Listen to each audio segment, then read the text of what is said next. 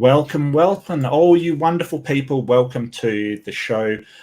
This is Mark Reed, and I'm doing another interview with the magnificent and a good friend of mine, Simos Funk.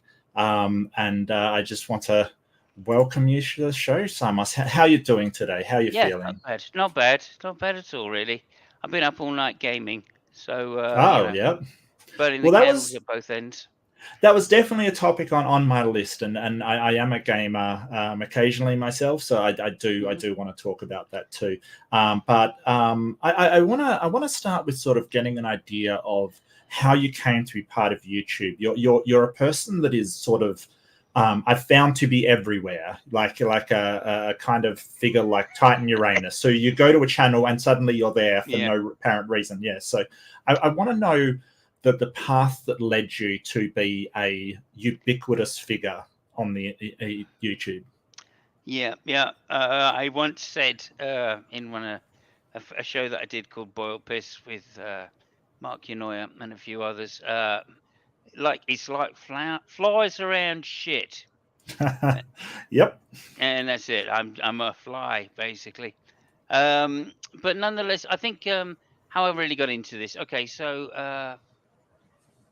I think I've had a couple of different lives on the internet over the years, and this Okay. particular one started around 2008, somewhere Hmm. around there, maybe a little earlier than that.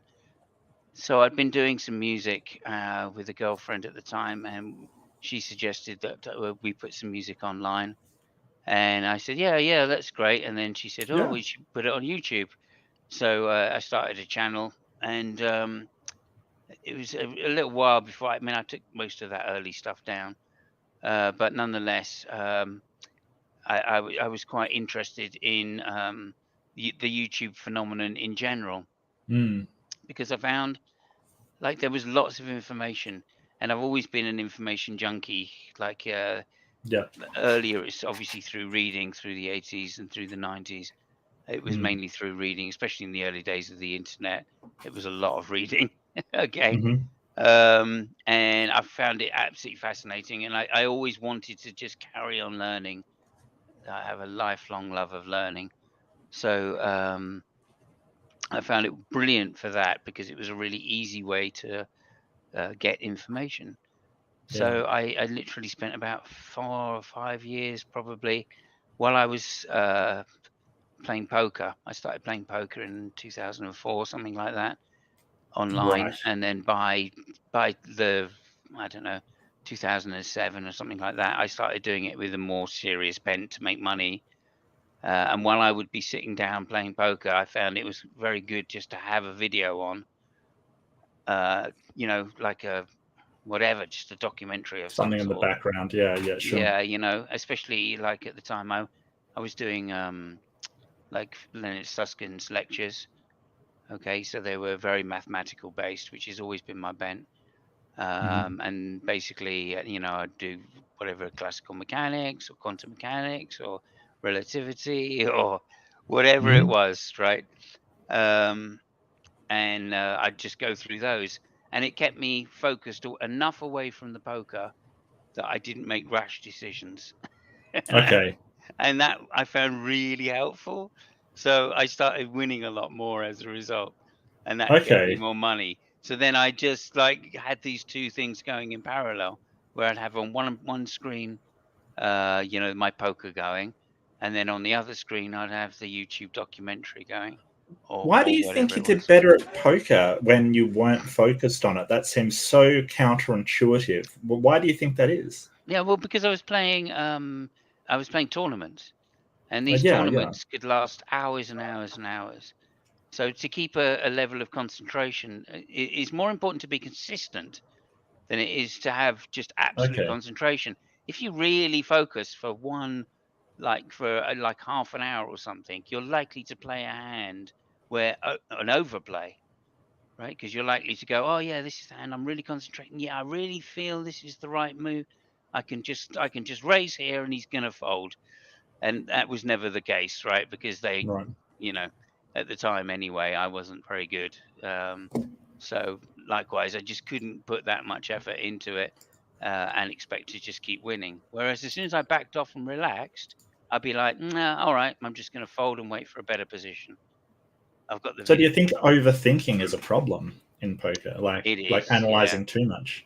Yeah, Well, it that's is. interesting. Do Yeah. you still But play poker? in tournaments, not so much, no. I keep thinking I'll get back to it again, but the level again, when I started playing in like 2004, Mhm.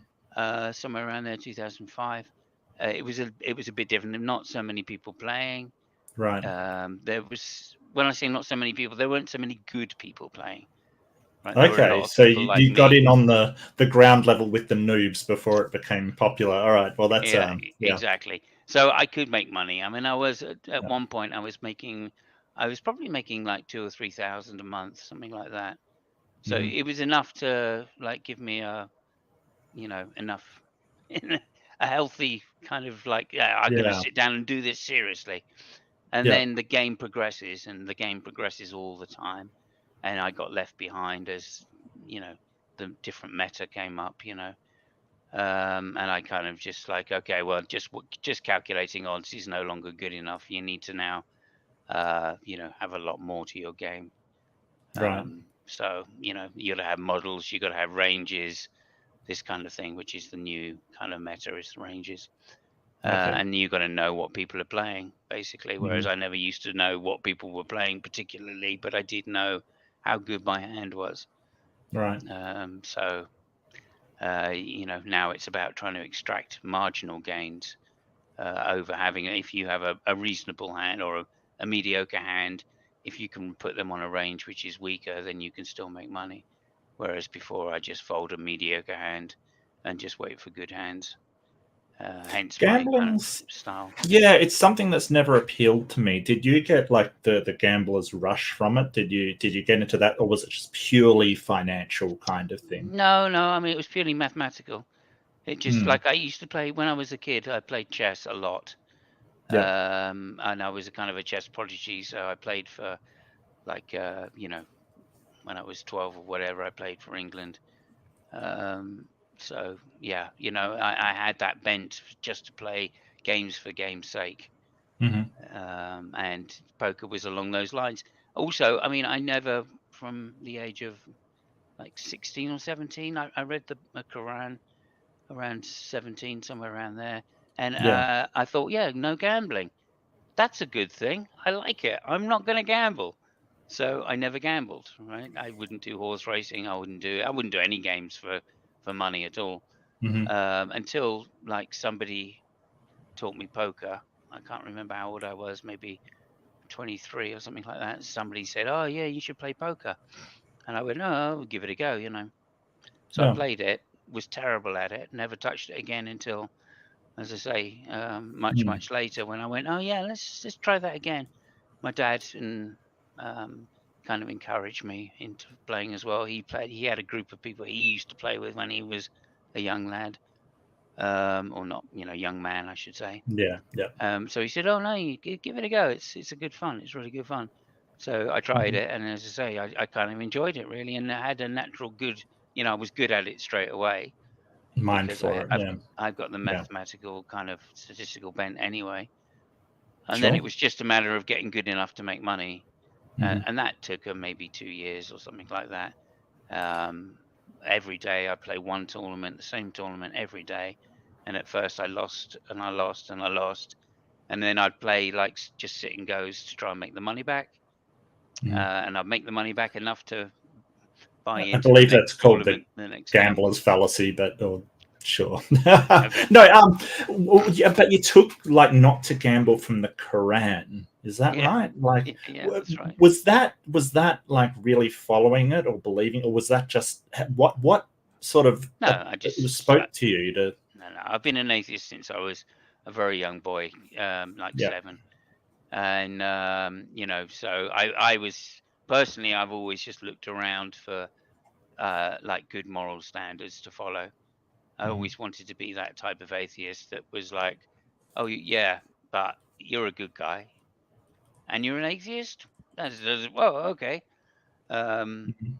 Again, I come from a different era in some respects, Mark. So Yeah. when I was that age, I remember distinctly not getting invited to parties and groups because the parents didn't like the fact I was an atheist. I was always outspoken about it. Right? Well, was that a problem in England? Like, if you Not didn't at not a huge, least, not a problem as such, but mm, some teachers didn't like it. right? Some parents, like I remember there was a girl that I really liked, and well, Hmm. there was a family of girls I really liked. Yeah. Well, Okay. Well, you, 2 out of 3.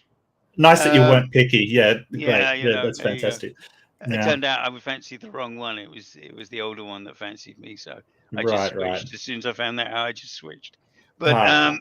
Yeah, sure. you know, but anyway, their mum didn't like me Because because you're an atheist. because I went round to their house and sat down with the parents and da da da, and then she was like questioning me about, oh yeah, you go to which church do you go to? And I don't go to church, Oh, you know, yeah.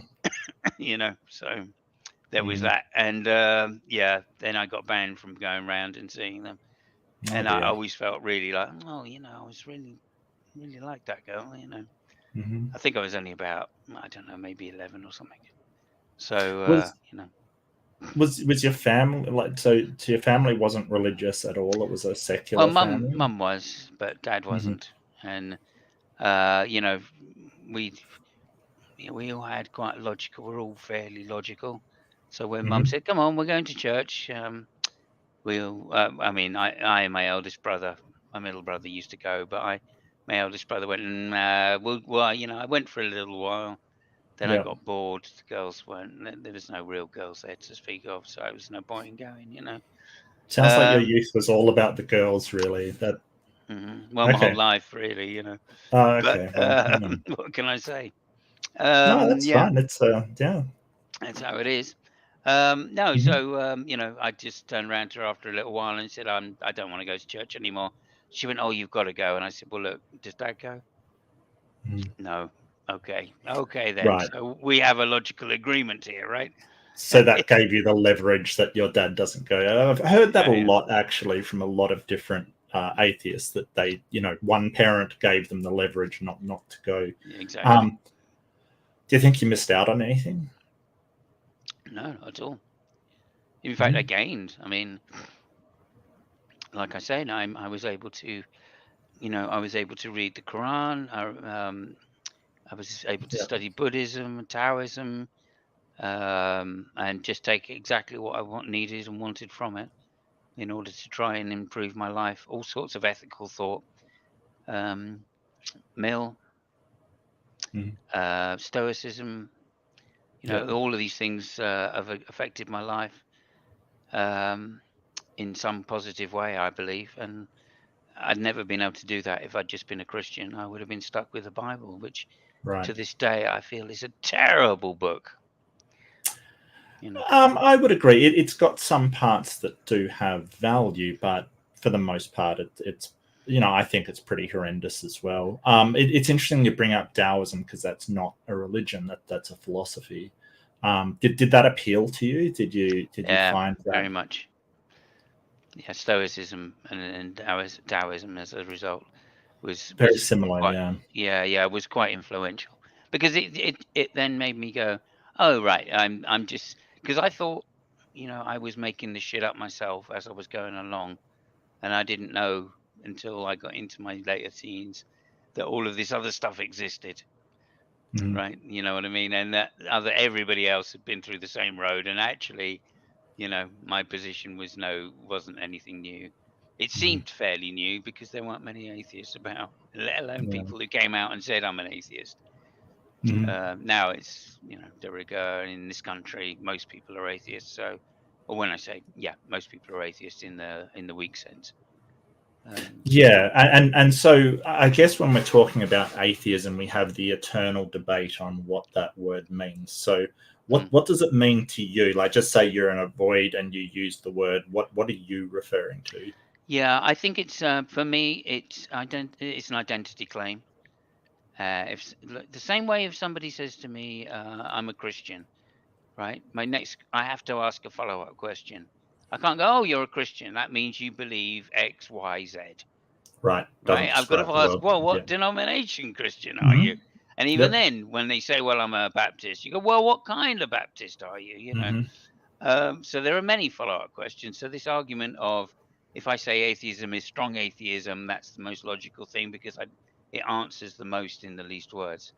That doesn't impress me at all. So for me, atheism is just an identity claim. I personally take that identity to be that I reject the existence of gods. I think having a disembodied mind, which is a creator of a universe, is an incoherent concept.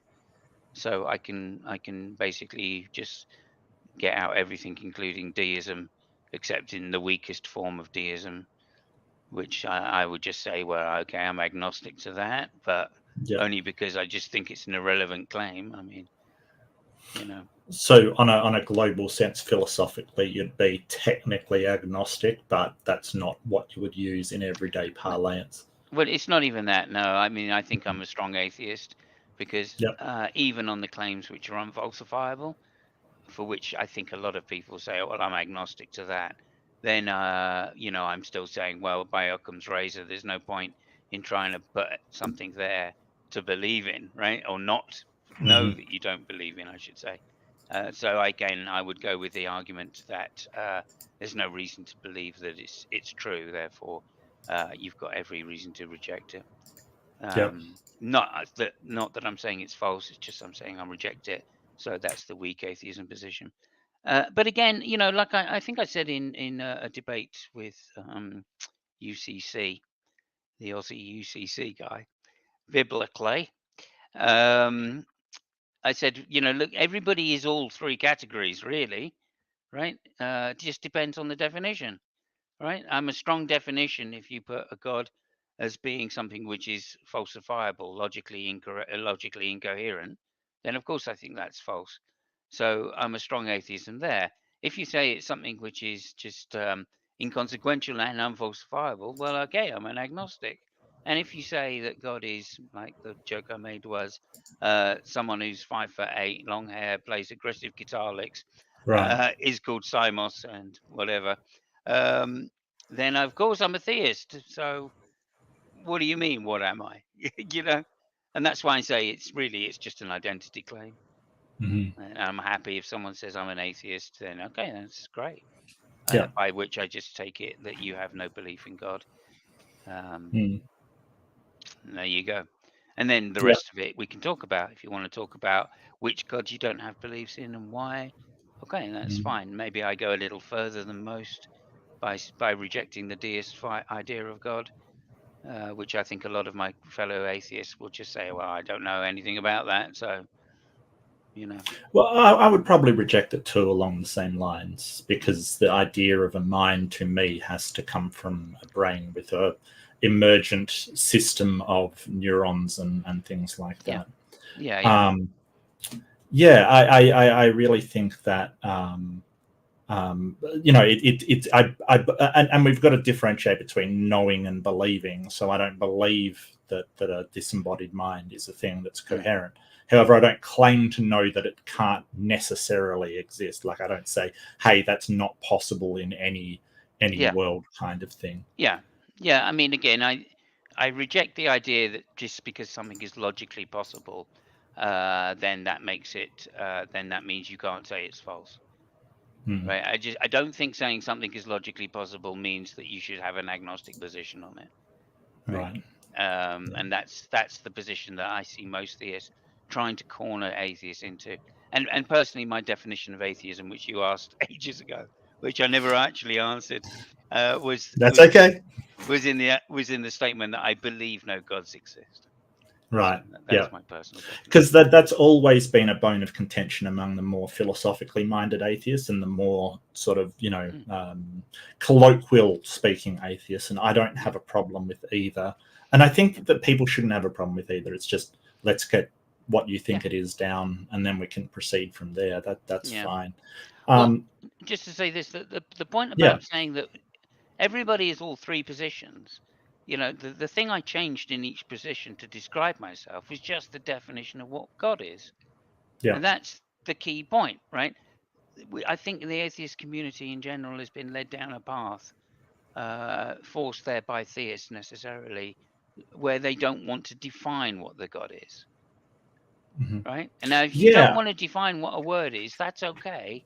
We can still have a conversation, but I'm going to define what the word is. And when I talk about it, I'm going to be using my definition, right? So I have no Mm. problem saying, right, that I'm an atheist and I can show that that's the case, because I'm just going to define a God in which I think is false, Hmm. right? And there you Yeah. go. I'm a strong Hmm. atheist, okay? If you want to define what your God is, right, and then say, do you believe in this? Okay, then we can have a conversation. But of course, that's you're making a claim then about the definition, right? So there you go. And again, I don't mind saying, look, if you define a cup of coffee as a god, I like a cup of coffee, so I think they Well, exist. obviously that exists. Uh, Yeah. That. uh, Yeah. Pantheism is another big one, right? A What's pantheist your will thoughts on that? think, well, pantheists will say, here you go, look, you believe the universe exists, don't you? Well, there you Right. go, you're a theist. And I'm like, oh, right, okay, yeah. I mean, Well, I I think would it's have an called my. equivocation on the word God, because Mm. there are many people in this world that use God to be something slightly different, and I myself define God as something different. I will Yeah. give a definition for God. Right? Well, I kind of described myself as a pantheist for maybe a few months of my life when I was younger, saying that the Yeah. universe is God, kind of thing. And then, sort of, I thought, well, I mean, it's just the universe. I'm not. It doesn't have any extra properties that would differentiate between the universe and a God, Yeah. um, which sort of made me think, well, why am I calling it a God then? But I did. Did you ever go through that phase where you were like, the universe is God, kind of No, thing? that was my What about revelation when I was like 7. Right? right? I came home from school one day, and what did it was, I was living in Canada, and Hmm. the Canadian national anthem mentioned something about owning the land being given to us by God. And I thought, Right. well, that doesn't sound right. That More like sounds muskets, really. Yeah. really racist, Right. almost Right. burgeoning on total racism, Yeah. and I'm against that, right? So that's Um, sort of divine right kind of stuff, which is exactly. So by the time I got home from school, I worked out that was a load of bullshit, right. and so Right. there's no way I could be some kind of Christian. Uh-huh. But then I sat in the garden and worked out that pantheism was false, due to the fact that, for the very reason you say, look, if Mm. everything is running along these laws, then we have these laws the way to describe the way the universe is, and what is Hmm. just is. There's no need to give it multiple names when one Sure. name is good enough. And so when the pantheist says to me, "Oh well, the universe is God," that very Hmm. statement is basically saying, "Well, the universe is the universe, or God is Right. God." Either way, it's circular. So it's Well, not a reason to believe it's true.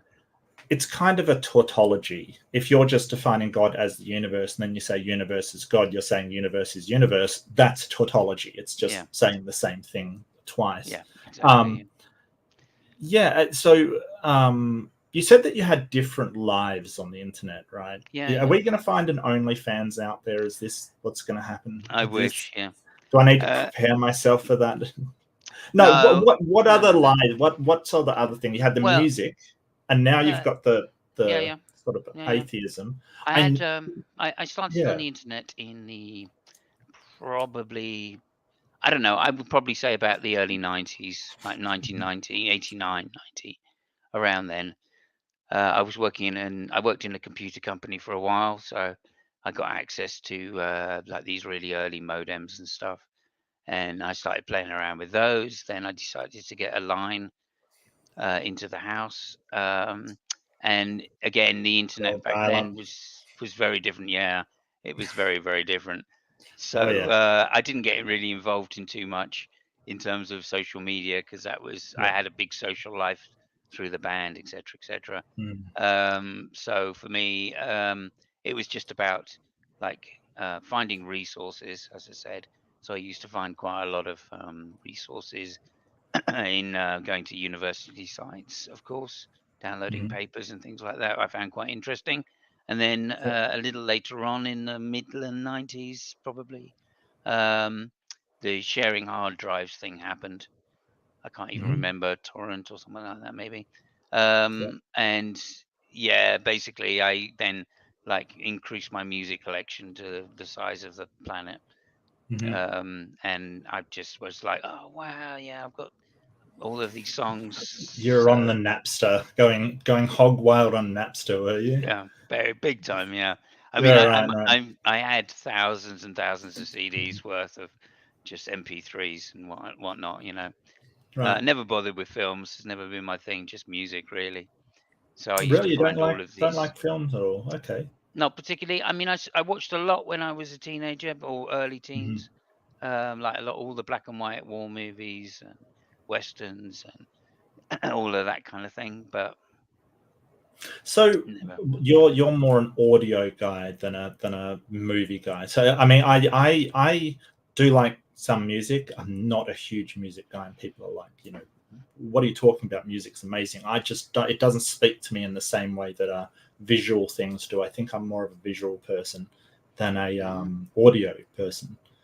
Um, so what kind of music did you play, and what band were you in? How Uh, did this go? This alternative life yeah. that you're keeping secret from all of Well, this. I don't think I ever kept it that secret, but Well, I haven't and heard now about it. So. it's mainly because I wasn't very successful. I think that was Well, the that real doesn't reason. matter. But You're I a bit enjoyed it. ashamed of your success. No, I that's the enjoyed it. important thing. No, I Simos, know. I Go I ahead. love when people are passionate about things, whatever it is. Like it can be the most mundane thing. I love seeing it. I love hearing about it. I think it's the most wonderful thing in the world, and I'd love to hear about it. Even Okay. if you were the worst band in the world, if you're passionate about it, I want to hear And never the worst band in the world. I tried a few times, but no, never the worst band. it. No, You look, could have been the worst. I I could have been. believe in you. I started Yeah. playing guitar when, well, my parents bought me a guitar when I was about 8.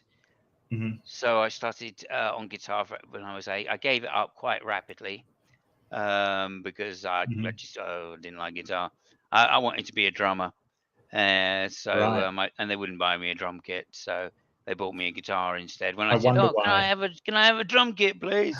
They went, "No, no, yeah, oh, maybe," and then bought me a guitar. So Right. I got this guitar and went, I'm not really that interested.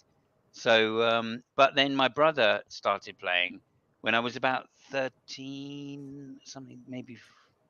Yeah, when I was about 13, he started playing.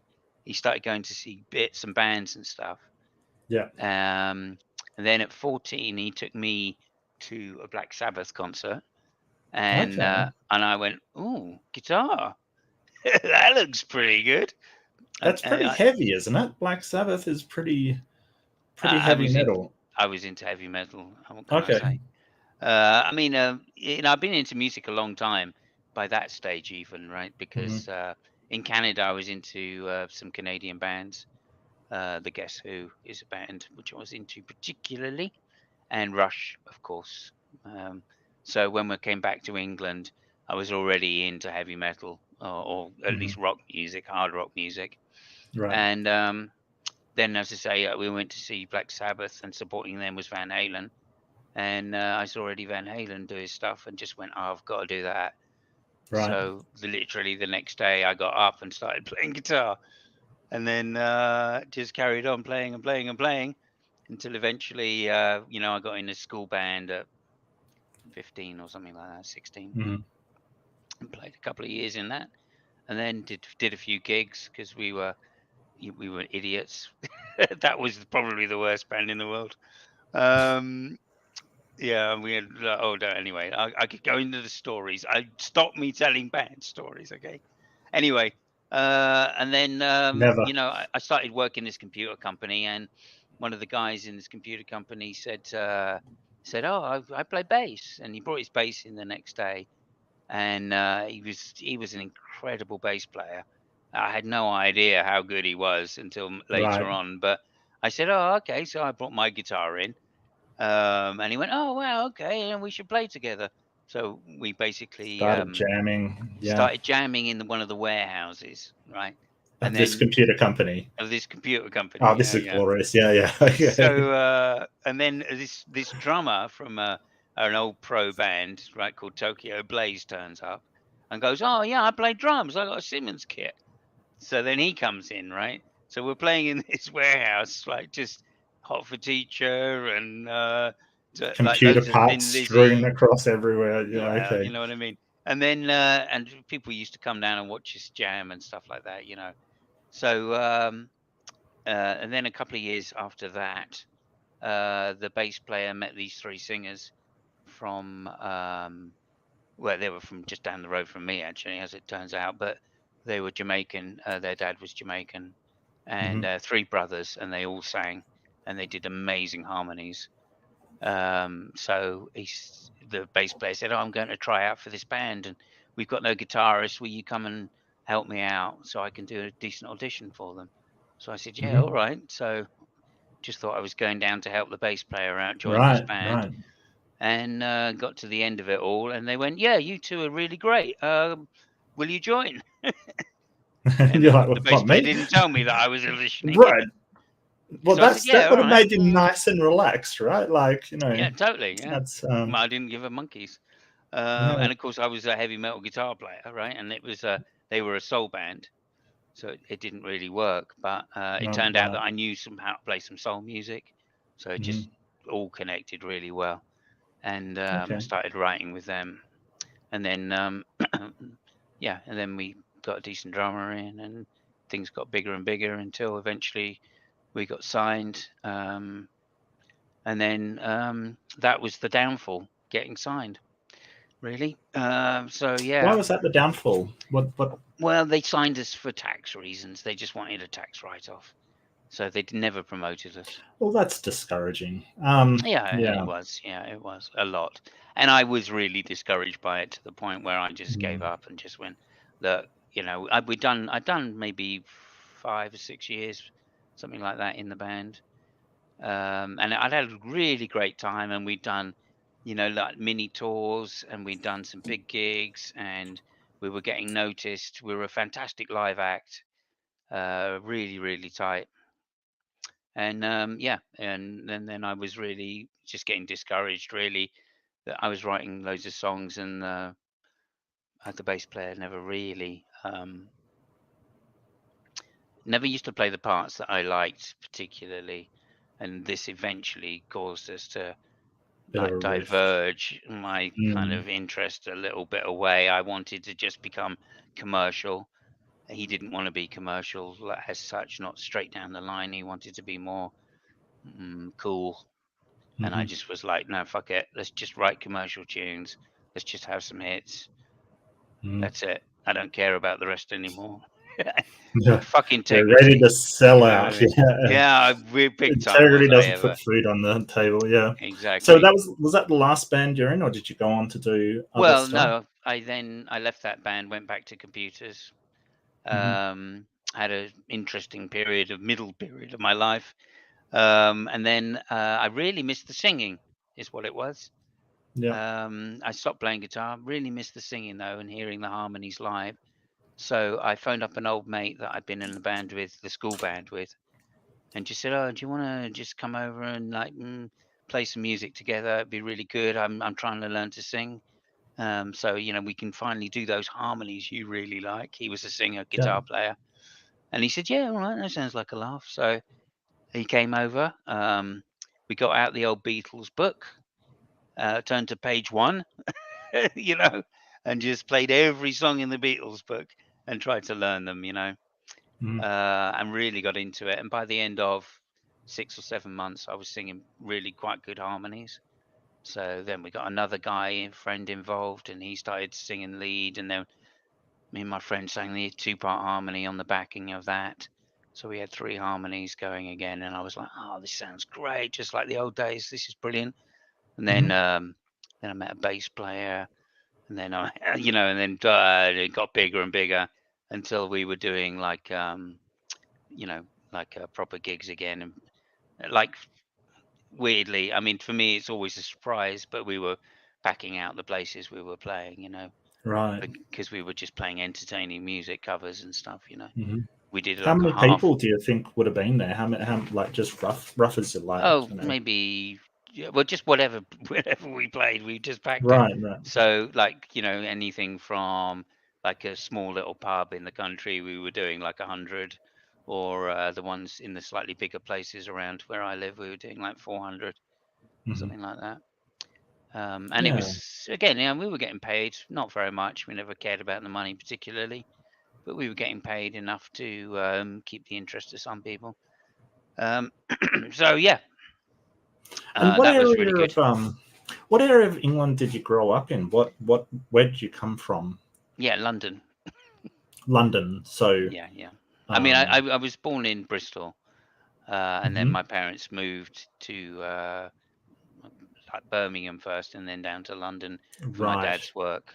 And we followed Dad around, basically around the world. He moved then to he was working for a computer company in the 60s, and then we moved to Canada to work for another computer company, and then we moved down to Texas to work for Texas. He started working for Texas Instruments, Texas and then Instruments. Yep, know 'em very well.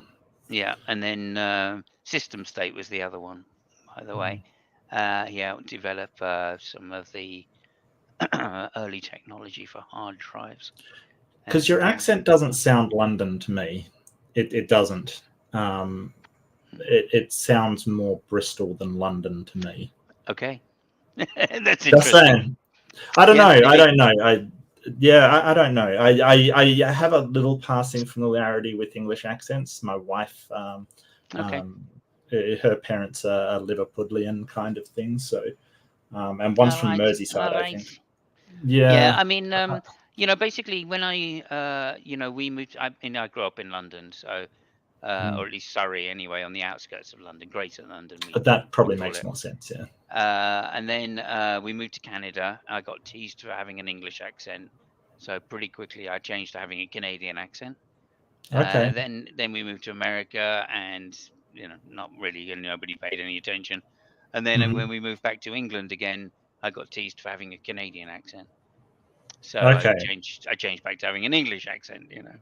So If you can, sure. yeah, well, I mean, yeah. So yeah, you do, but out of necessity. You don't. Hmm. I never wanted to be outside the group. You know what I mean? Yeah. So I just changed my accent every time we went to a new place, basically. And I used to do a lot of accents and stuff like that anyway. Oh, really? Yeah, and when my voice was stronger, I was constantly, I had dialect. I used to do like 3 different Scottish accents, and I thought, oh yeah, I don't know why I knew 3 different Scottish Right. accents, but I Right. did. And Okay. I spoke to someone in Scotland, and they went, oh yeah, go on then. And so I went, oh yeah, this is this one, this is like posh Edinburgh, this is Mhm. like down Glasgow, and this is whatever the other one was, Islands. And she went, oh yeah, no, that's really good. Yeah, I was like, oh, okay, cool. Well, okay. Hidden talent. Hidden Yeah. talent. Um, where do you think? So you've had a very very um, you've moved around a lot when you were younger, kind of Mm, thing, and you didn't go to church or anything. So where do you think your morality comes from then? Like, where would you pinpoint its mm. origin in all of that sort of moving different countries and being exposed to different learning systems, like you mentioned Buddhism and Taoism, things like that? Yeah, much later on it was those. I mean, I developed my morality reasonably, I would say reasonably young, and I think everybody does, by the way. But essentially, um, it's pragmatism. Why. That's how I developed my morality, through pragmatism. So I didn't want to be treated in particular ways. I felt Mhm. strongly that I'm a nice person. I can get on with all sorts of people, and the reason Yeah. I can do that is because I don't judge. Right? I don't judge people for having X, Y, or Z beliefs. Right? It's not, Hmm. to me. Again, this is my personal thing. It's not necessarily what you believe. It's what you do that shows whether your character. And that, to me, is the point. I wanted to develop a strong character, so I wouldn't be blown away and blown around by all of these people that I was meeting, bearing in mind I was at this school, then the next school, then the next school, then the next school. And I think that's what really allowed me to put roots down in myself and find what I'm comfortable with and how to treat people in a respectful way. And that's it. Just empathy is the basis for me of morality. So, but pragmatism sort of has the idea of you'll fit into whatever moral structure out of necessity or being able to fit in. Would you see that as something? I don't know. No. I don't Okay, think so well at all. then sort of describe your idea of pragmatism for me. What's Okay. pragmatic to you? Well, pragmatic to me is like developing yourself in terms of what is practical for your lifestyle, right? And my personal lifestyle is, as I say, to be somebody who is upstanding and is trusted by people, right? So that's why I developed the moral system that I did, right? And which is why I'm not just fitting into what people say around me. No. Au contraire, because that's what I realized was wrong, right? I realized going through all of these different schools and moving countries, etc., that I could easily be swayed if I chose to be by whoever's popular in the class, right? But popularity is no way to develop a moral system, right? No, actually, it's the other way around. In fact, quite often you need to stand your ground in order to be somebody who is popular, right? Because if you're swaying around and going over here and go, and people don't look at you and go, oh, I want to be friends with that person, right? They actually look at you and go, oh, well, he's got no morals. He's got nowhere to stand. I could be friends with him today, and he's just going to go over to the other group and be friends with them. And that's not somebody that I want to trust. So actually being somebody who is firm and steadfast in their behavior is actually a very good way and a pragmatic way to make a lot of friends.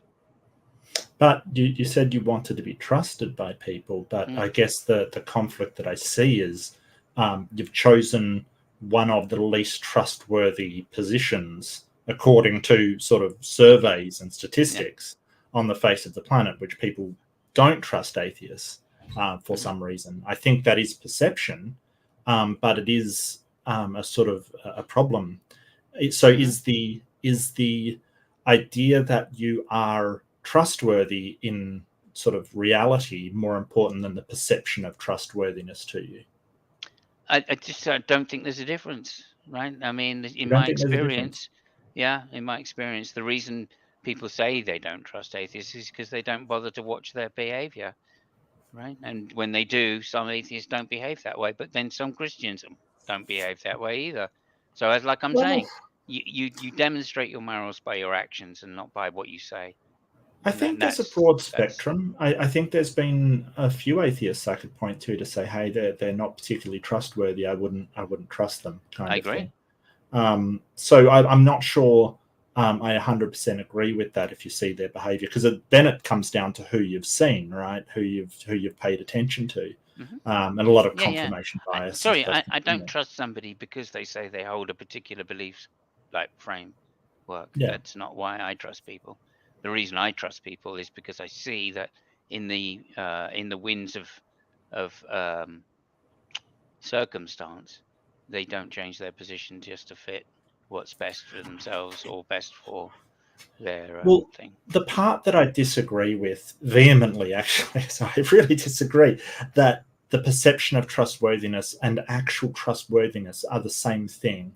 I think that because you said there was no difference, but I could see. Yeah, no, it's not that there's no difference. It's there's no when you take the position of like I'm trying to say, which is this strong position of these are my moral values, and I'm not going to change them just because I get in a situation Right. where it's pragmatic or where it's beneficial to me to change them. That gets noticed, right? Then people will Right. trust you. Now, if you say, "Oh, by the way, I'm trustworthy," that's not tantamount, right, to being trustworthy. And that's the position I'm saying. So it's not that they're the same, right? It's not that when somebody says they're trustworthy, that means they are trustworthy. No, it's that when you act a particular way, right, then you will start being perceived that way. So That's what I mean. here's where I sort of verge apart from you when you say you want to be trusted by people. I think that's important, but it's more important to me to be trustworthy and be a person of my word than it is to be perceived sort of as trusted by people. Yeah. You know what I mean? I Yeah. don't know if you agree with But that's that. why that's why I'm saying it's the same thing. If you are a person of your word, right, Yes. then you will be perceived that way because you are That's that, right? I don't think that's true. I don't think that's true. I think In there's some general, people. I'm saying some people are always going to take you as go, oh, I don't like you because you're bald, right? And then they're not going to think that you're trustworthy. Well, Okay, yeah, well, or I okay, mean, but then that's their issue. That's not well, that's actually true. the thing. Or that And I'm an atheist, or that yeah, you all of know, that. yeah, and sort of there's I guess people could point out where I've said something that I've thought is true and isn't true. So does that make me a liar? I think there's a lot of things where people's perception of me isn't necessarily what I am, and Agreed. some people that their priority is what people think of them. Like it's and I point this out all the time as a problem with sort of corporate systems. That to Agreed. them, the appearance of trustworthiness is more important than actually being trustworthy. And I think some people are the same. Yes. No, I wouldn't disagree with that. And I've certainly come across people that I thought are just false, that they will say whatever they need to say to gain your trust.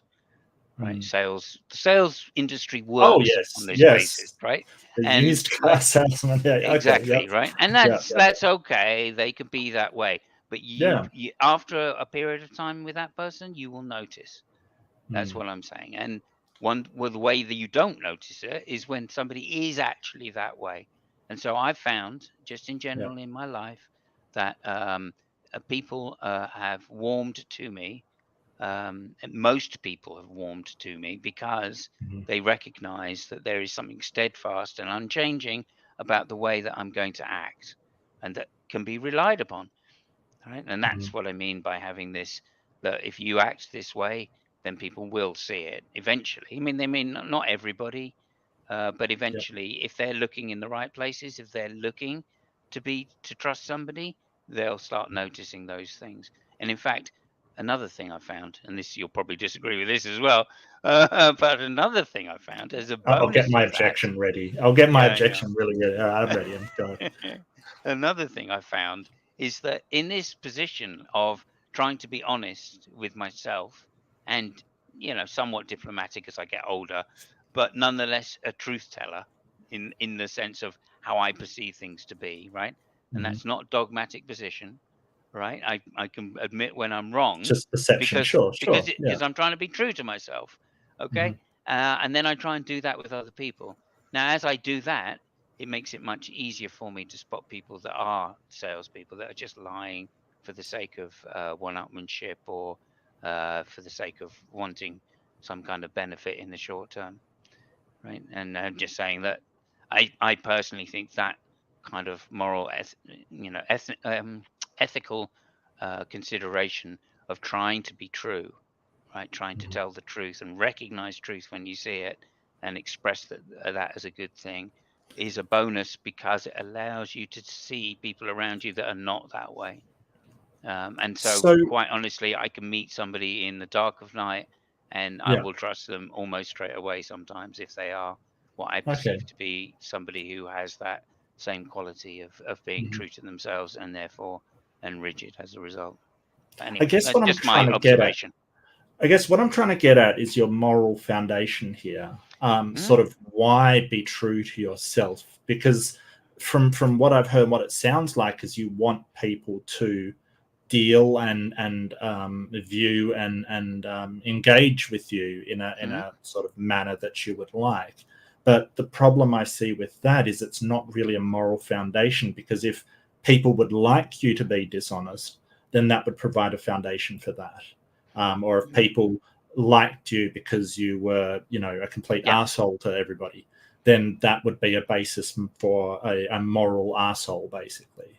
Yes. So really I'm trying to find out what your moral foundation for being Yes, genuine for yourself is.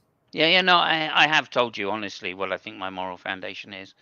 Yeah. And it's this question of it's a selfish reason in the respect of I want people to trust in me and like me as a result, right, and think that I'm somebody worthy of trust. Okay. And to do and I don't, if somebody is dishonest, I don't really want to have that relationship with them if they're fundamentally dishonest. I don't find that those kind of people that I've met in my life to be very interesting people. And I try and avoid them. Actually, I will exclude them from my life at the first opportunity, and have done so many times in the years, especially being in the music industry. As somebody Right. comes up and shakes your hand and goes, "Oh wow, you are amazing," and I go, "No, that's bullshit," because no, I'm not. Right? I know I'm not amazing. If I was, I would be a lot more successful than this. So clearly, you are bullshitting, right? And therefore I know and I don't say anything, right? I don't go, "Oh no, you're fucking wrong there." I just go, "Oh, thank you very much." Mark it down. That person is dishonest. There you go. Okay. They want to use flattery to try and get something from me. Okay, Well, isn't that that might be sort of a perception thing? Is it possible that someone perceives you as amazing? Like, why is success paired with the the somebody's character? Why can't, like, I find you amazing, right? Without that being, yeah, I'm trying to get something out of you. sure. Why can't that be my perception? It can be. However, it's not going to be from somebody that's in the industry, because people in the industry know, right? They know how long it takes to get how good, right? I know I'm not Steve Vai, right? It's that simple, right? If I meet Steve Right, Vai, I right. go, "Wow, you're an incredible guitar player." He knows he's an incredible guitar player, by the way, right? Mhm. There's a reason. It's because he's put in the number of hours required to be an incredible guitar player, Right, right? right. Plus, he's So got you're some talking natural gifts. specifically about this one thing that Yeah, yeah. that sort of, when they go, oh, you're the greatest guitar player in the, If yeah. if a fan comes up and says, and I've had it happen many times, "Oh, wow, you're amazing. I really enjoyed that concert. That was really great. You're just an amazing guitar player." Thank you so much. Right? Mhm. Shake your hand. Yeah, I really appreciate your feedback. Thank you. It's really nice to have fans like you. I got stopped in the street one day, right? Someone went, "You're that guy in the band, aren't you?" And I was like, Well, yeah, I am in a band." But why are you you know, asking? Yeah. Okay. it's Yeah. just cautious. And it turned out he was just a genuine fan. And Yeah. I was like, "Oh, thank you so much. It's really nice for you Mm. to stop me. I really Yeah. appreciate it. I've never had it happen before in the street. Mhm. And yeah, look, come to the next gig and I'll bring you backstage, meet the band, dot, dot, dot." Oh, You know that's what I really mean? cool. Yeah. Yeah. Absolutely. That's So, really cool of you. well, you do what you do. That's what I'm saying. And I had the same thing growing up, right? When I was 14, 15, I met like professional people that Mhm. I idolized, and they said, "Oh, look, why don't you come?" I had a lesson with a couple of really good guitar players, and I really appreciated their help. Mhm. They didn't teach me too much other than this idea of it's a long road, and never look at yourself as being somebody who has achieved it all, because you never have. Mhm.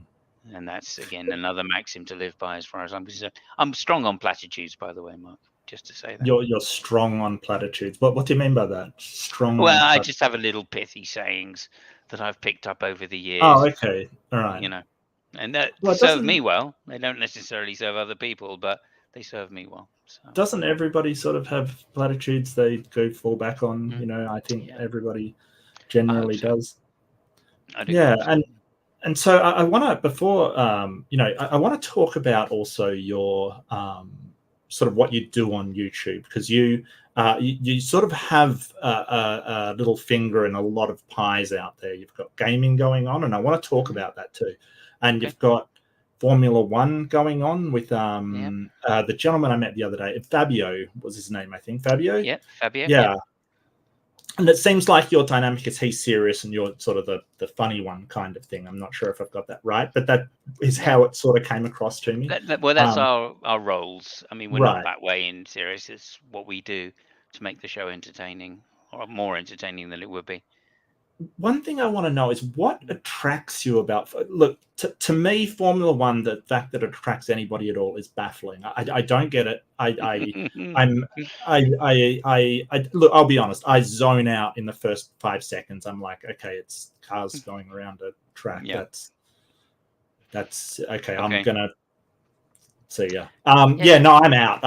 What is it that attracts you about it? What is it that Okay. fascinates you about this sport? Yeah, I can totally appreciate your position. I've felt the same thing over the years. However, when I Okay. was 12, Mhm. I think it was about 12, somewhere around there. I watched a Formula One race on British TV and went, "Oh, this is quite good." And yeah, I quite like that. And then the more they played them on British TV, the more I'd go, "Yeah, I'm going to sit down and watch that." Remember, this is TV days, right? So there's no video yet. Okay, so you have to Right. be So there it's at the right live air. time. Yeah. Gotcha. Yeah, Yeah. sitting there at the right time watching it.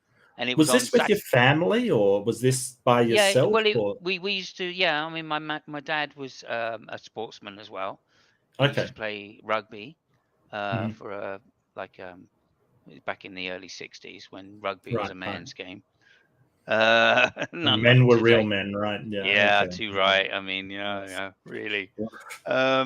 So yeah, he used to fall in sleep in front of the TV watching rugby on a Saturday, and I would always watch it with him. Not always, but most times I'd watch the sports show on Saturday that we had, Mhm. and in that the Formula One stuff was played, and then as that went on into the like the 80s, really, they started showing more and more of the race, and until eventually it was live, and then I just watched every race live, and I did that for every race for 30, 40 years now. I mean, it's just But it's that's now a habit, not an well, no, enjoyment, if you know what I I mean. get that's a habit, and that's the sort of Spider-Man origin story of why you're now doing Formula One. But it doesn't tell me what actually attracted Oh, you okay, about yeah. it. But what I really like then, and Hmm. it's changed over the years. So Okay. back then, it was a very dangerous sport. So there was an idea Hmm. of, look, these guys are risking their life to do something.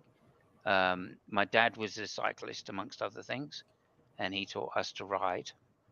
And as a result, we were very competitive, me and my brothers. So we used to ride as hard as we could, and that was quite dangerous as well. My mum also was a cyclist. She was a track Hmm. cyclist. Gotcha. So Yeah. like 9, no, maybe 10, somewhere around 10, I got my mum's track bike, right? And a track bike is like no brakes, Hmm. fixed wheel, light as anything, Yeah. and a dangerous machine because they go real fast. And so yeah, basically I'd almost try and kill myself every time I got on the damn thing. And so I had this thrill with speed, basically, Hmm. and I recognized that in Formula One. Then, as the years went by, slowly but slowly, I got more into the sport, and I recognized that there was a huge technological advancement every year. And what really attracts me to Formula One is the fact these cars are prototypes. Every Hmm. year, they're prototype cars. And so they are always pushing the boundary of the regulations. Back then, they were really pushing the boundary of engineering, full stop. Right. So, and that just fascinated me to see these amazing guys spending huge budgets to try and get a car to go as fast as it could. Hmm. And they did, right? And it was a very dangerous sport. Like, people were dying every other season, Right. because of the inherent dangers of doing this.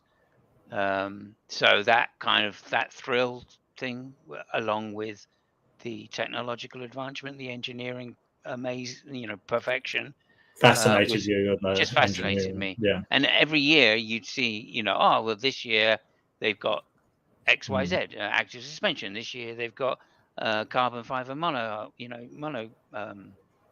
chassis. They're using special aerospace stuff, right, which had never been done. It was always aluminium, steel, titanium, or very like rare materials to try and improve the cars, etc. And eventually, it just got into the way then that it was more of a habit, as I said. So yeah. Yeah, and I know you're a big science guy, and so what I really wanted to ask was, how do you square away? Do you see a problem between Formula One racing and even other racing and sort of climate change and what's happening there? Would you watch electric cars? Or do you think it's not a problem? Well, there is an electric Formula, There is, okay. Formula E, and I don't watch it because it's still in its infancy, although it's doing really well Mhm. these days. But Formula One was done in an era, right, or when I started watching it, climate change wasn't even a thing. I mean, I suppose it was in the 70s. Yeah, my Yeah. mum told us about climate change in the 70s, but it wasn't as serious as it is today, really. And then my kind of general view on climate change is we should make those changes. So recycling, I'm all for recycling. I do that. I try and reduce my carbon footprint as much as possible. If I don't need something, I won't go and get it, right? Because if it's just going to be a waste, then that's generally my person, and I grew up that way. Well, um, I think that's admirable, but that's not going to address the problem that they've said. Individuals can't really change that much. hmm. Well, I've tried to reduce and live my life in that way. That Hmm. was what we were being No, asked it's to do. good. It's good. That Yeah. that's what we were being asked to do, and so that's basically my response to climate change. Um, Hmm. that doesn't mean that I'm not going to burn fossil fuels, and certainly for luxuries and things like Formula One, I think it's worth it. Um, Okay. they are making an effort to reduce their carbon footprint. So they aim to be carbon neutral by Hmm. 2026 or something like that. Yeah. So So they do have sort of a carbon trading scheme yeah, going in. Hmm. they do. But I do accept that it's profligate in terms of its use. But then it's at the cutting edge of motorsport. So yeah, and then I don't know. I don't know what to say really about carbon thing because motorsport is just it's always going to be that way, right? I mean, I don't think you're ever going to get away from it being a waste. But if we just live our lives as anything which isn't a waste we shouldn't Right. do, then we're going to have very unhappy lives, and there has to be a trade-off between living your life and saving the planet. There's Well, yeah, no point in and I saving the do. planet if there's just no It's not joy. worth living. Yeah, no, I Yeah. get that, but it's sort of if you're expecting people to drive, e-cars, and which I support, Mm. and things like Yeah, that, yeah. I I love it. couldn't. Well, yeah, but I couldn't back a sport that's using fossil fuels when we're trying to. I think it sends a bad message that hey, we've got to try and stop using fossil fuels in our cars. Yeah. But this high velocity sport that uses very high octane gas, we're going to still continue it, and that sort of. And I guess I don't have the same level of enjoyment of that sport as you do, so I sort of go, well, if everyone's going electric, then yeah, probably they should go electric as well. Yeah, it is a dilemma. They are changing over to ethanol. So that's in some Biofuel? sense biofuels, yeah. Right, okay. They're 10% biofuel at the moment, Hmm. and so they do intend to move over to it. But of course, it's going to take time. As I say, it's going to happen in the Yes. next 4 years. I think they are extremely responsive to it because car manufacturers are the people that invest in the sport, and car Yes. manufacturers Yes. don't want to be associated with burning the planet, right? So Well, it is going to happen. Is it going to hmm. happen too late? Yeah, possibly. Yeah, okay. But then on the other hand, there's only 20 drivers that do this, right? So this it's only 20 cars. Okay, that's Out not of a how many? huge out of what do you mean? How many? How many? How many Well, you what? said it was a certain amount of cars. Like how many cars in total? Like what percentage 20. of cars we talking 20. There are 20 Formula One cars in a season that about? Okay. race. That's Mhm. it, worldwide. Oh, got you. Yeah, got you. So of all the cars worldwide, it's just 20 of them. It's just 20 Okay. cars. And as I Is say, that they're the struggling. entire cars in Formula One? Is there any Yeah. like divisions or separate? No. I mean, Okay. they have previous formulas, of course, but they're not Mhm. Formula One cars. They don't, a Right, Formula right. One car, I mean, not anymore, but a Formula One car, they would normally budget around 300 to 400 million a year, something like that, to make the Look, car. Simos, I've got no idea about cars. I've got a level with you. Okay. No idea whatsoever. Yeah. So Okay. yeah, So they've and I they've guess they've there's they've put up in place a budget, right, of yeah. 145 million. So teams are no longer allowed to spend unlimited budgets. However, they still spend in the upwards of 250 million on 2 cars to race them around the world. I tell you the real issue actually, which is the issue which I'm not great. I'm not happy with necessarily in Formula One because it wasn't quite like this. Is the fact that they have to take 20 cars around the world, right? It's a global Mm, sport, right? So they have to ship 20 cars plus all of the people that run the team, the tracks, plus all of the officials, plus, and they have to go mhm. 24 races now around the globe. And that is a lot of shipping. So Yeah, I think yeah, I that can is imagine. quite disgusting in terms of they need to do something about it. And hopefully they will in time. But right now, Well, I money mean, talks. So. air travel is sort of one of those things where we do have some alternatives coming. I mean, if the Hyperloop Mm. actually works and things like that, but it's The not looking Hyperloop. good. It's The not looking good. Hyperloop. Yeah, no, it's not looking good. No, that's It, just look, bogus bullshit. well, in theory, there's nothing wrong with it. However, when you start to get to practicality, it just falls Yeah, apart, kind of thing. totally. So, Yeah, it's um, bullshit. It's bullshit. Anyway, yeah, there and you go. I think a lot of travel's being done though that they don't have to do. You can do Yeah, yeah, internet stuff and things like that perfectly well now. I think it's absolutely. sort of Yeah, yeah. And that's yeah. where I am with my personal global warming thing. Mm, Is like if I don't need it, then that's it. I'm not going to do it. yeah. I literally, I mean, we used to fly around the world a lot, obviously, when I was a kid, because Dad's job Mm. dictated doing it, and then we'd Right, come right. back to see family once a year. You know what I mean? Hmm. So we were flying back and forth across the Atlantic quite a lot. But now, I wouldn't go. If I had a choice of a holiday abroad or a holiday here, I'd always a holiday here, always. Do you think that do you think climate change is the most sort of existential threat to humans, or could it be something else? Do you No, I think? mean, other than stupidity, yeah, I think climate change is the is the biggest existential threat to humans. Yeah, Well, you could absolutely. classify that under stupidity, quite frankly, Simon. So that sort of counts as Yeah, well. But yeah, yeah, potentially. I mean, in the long run, all right, not in my lifetime, all right, yeah, probably not in your lifetime, probably not even in my, a kid's lifetime that's born today. It's hmm not going to be a huge, huge issue. People are going to find ways around it, etc., etc. right, right. However, it's just the quality of life, right? Hmm. Again, the world has changed so much, right? When I was a kid, we used to have this magical dream, right? And we would play football in the street, and we do it until the lights came on, right? Until the street lights came on, Okay. and our parents would never come out to check on us. They didn't need to, Mhm. right? Yeah, I would get on my bike on a Saturday lunch, and I get it. Oh, I'm just going off now, Mum. All right, be Sure. careful. Okay, thanks very much. And Yeah, I'd you'd be ride off riding around somewhere. the neighborhood. Yeah, yeah. Well, it's not just. I mean, I'd just wherever. I'd end up in the weirdest fucking places half the time. I'd meet people, right, and just like go, oh yeah, all right, let's go over there then. Oh, you've got this Right, going right. on in fucking Clapham. Yeah, let's ride over Clapham. So did you Um, have the whole stranger danger thing? Because we did get that when I was younger. Like, well, don't we got talk to told strangers about and it, everything. but it was obvious. Some Yeah. guy came up and went, "Oh yeah, hello, little boy," and Well, it I was don't. that kind of clear. It was never this like, "Oh, you're a nice man,"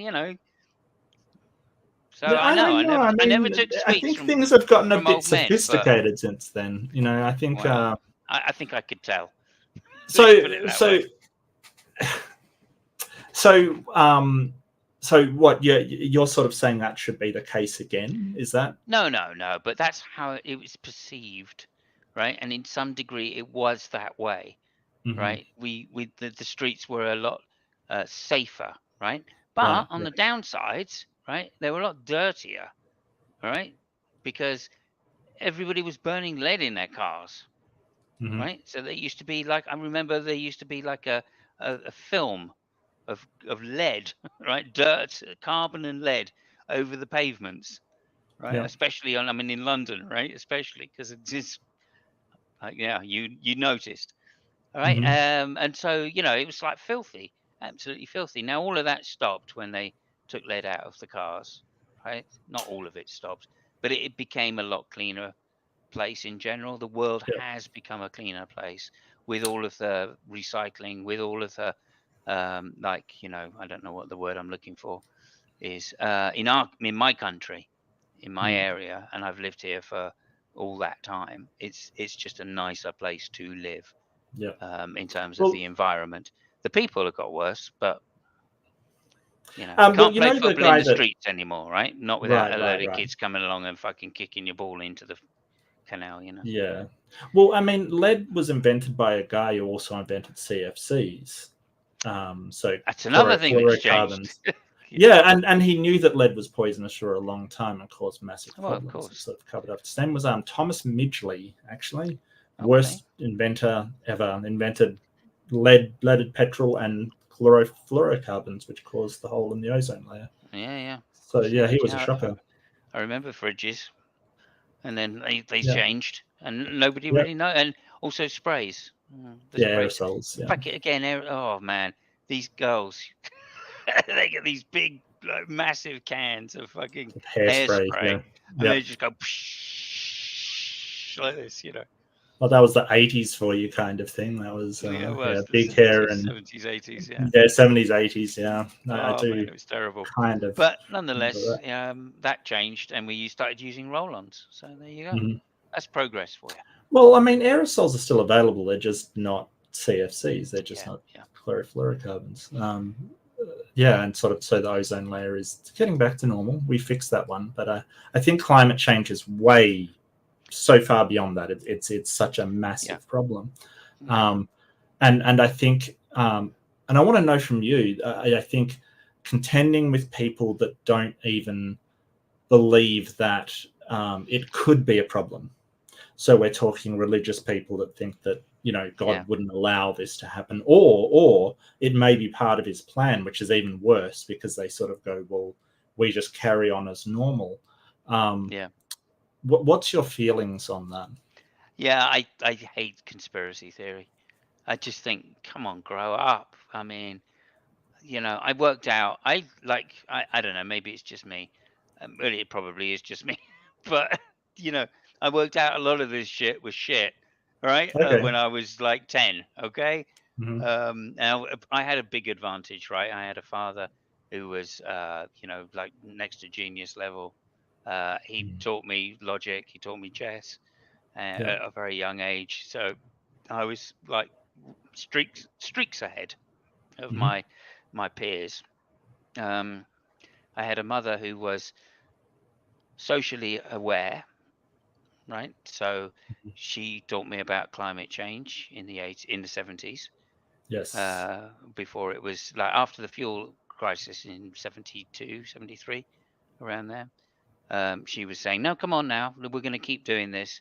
There was an energy crisis in the United Kingdom, and they had to switch the power stations off for 2 or 3 nights a week, something like that. So it Wow. was candles and stuff. You know what I mean? Hmm. Very much like, and her generation grew up after the war, right? So where there was rationing and no energy as well. So Right. for her, it was like, oh, it was all coming back again, you know. Hmm. But so she taught us to be responsible people and do recycling and etc. etc. Long before it was the thing to do. Um, Likewise, like the health, the fitness buzz. right? Both parents being very active athletically. They taught us all, my brothers as well, to keep fit and to, Yeah. like I used to get home from school. They made me cycle to school and back when I was Hmm. like 10, 11, and it was a long way. I mean, Yeah. I was doing like 20 miles a day or something. And I used to get in from school absolutely exhausted. My mum would go, "Here you go, here's your protein shake. Gotta build you up, Wow. Yeah. So she was making me like bodybuilder stuff, you know what I mean? Eggs Wow. and this and that and that. You got to get ripped, young Mr. Funk. Get ripped. Exactly, Oh, exactly. wow. Oh, what a Same with my woman. brothers as well. My brothers were very sporting. Right. And so yeah, I had a huge advantage, and because of that, and I cannot stand conspiracy theories.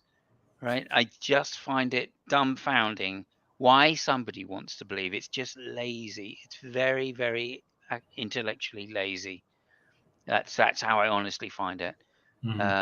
I'm dumbfounded by some of the shit that comes around again and again and again. It comes around, Right. Right. and you're like, well, it was debunked, like the flat Earth, right? For instance, Yep. Yep. when I Okay. was a kid, right, in the early 70s, flat Earth was a society which was a piss-taking society. Nobody, absolutely nobody, actually believed the Earth was flat. The So it's like Society the for Church of the Flying Spaghetti Monster kind of thing, a Yeah, parody kind of thing. thing. Yeah. It was a parody, right? Hmm. The literally the Flat Earth Society, as it was Right. called, was just a group of people that put reason above, like, the facts above, like, stories, basically, Yep. right? Yep. Look how stupid it is that people used to believe in the flat Earth. That's just Right. the Middle Ages and shit. People actually believed, common people believed the Earth was flat. Mm. Right? That's just stupid, isn't it? Look. So we're going to take the piss out of that, right? Yep. And here we are in the 2020s, and people are seriously trying to fucking make money off being flat earthers. Hmm. I don't understand it. I really don't. This is one of the reasons I'm an anti-theist, Mm. right? It's because it's things like that, right? It's the only reason half of these people think that there's a market in flat Earth is because there are enough Christians that think when they read the Bible they're reading flat Earth, Right. I have right? noticed a correlation. I'm not sure about the causation, but there's definitely a correlation between Well, the they theists give, and. yeah, they're giving it a market. And that's all they're doing. They're just building a market, and they're going, well, God's word says, and if God's word says, that's a book which is 2,000 plus 3,000 years old. Okay, why Mhm. the fuck would you read that and think that it's like anywhere close to truth? Mhm. Okay, I don't understand. We've like, reason. We've had reason since then. We've had the age of reason. We've had the age of the Enlightenment. We've had the scientific age. We've been through the 20th century, right? Which is the information age. Okay, you've got the Mhm. information. You've been taught how to use reason, and you have the Yes. Enlightenment to tell you that there is a better way. Now put those three Mhm. things together, okay, and do something about it. Don't just sit there and go, nah, do you know what? Can't really be bothered. I'm just gonna take what my good old daddy said, right?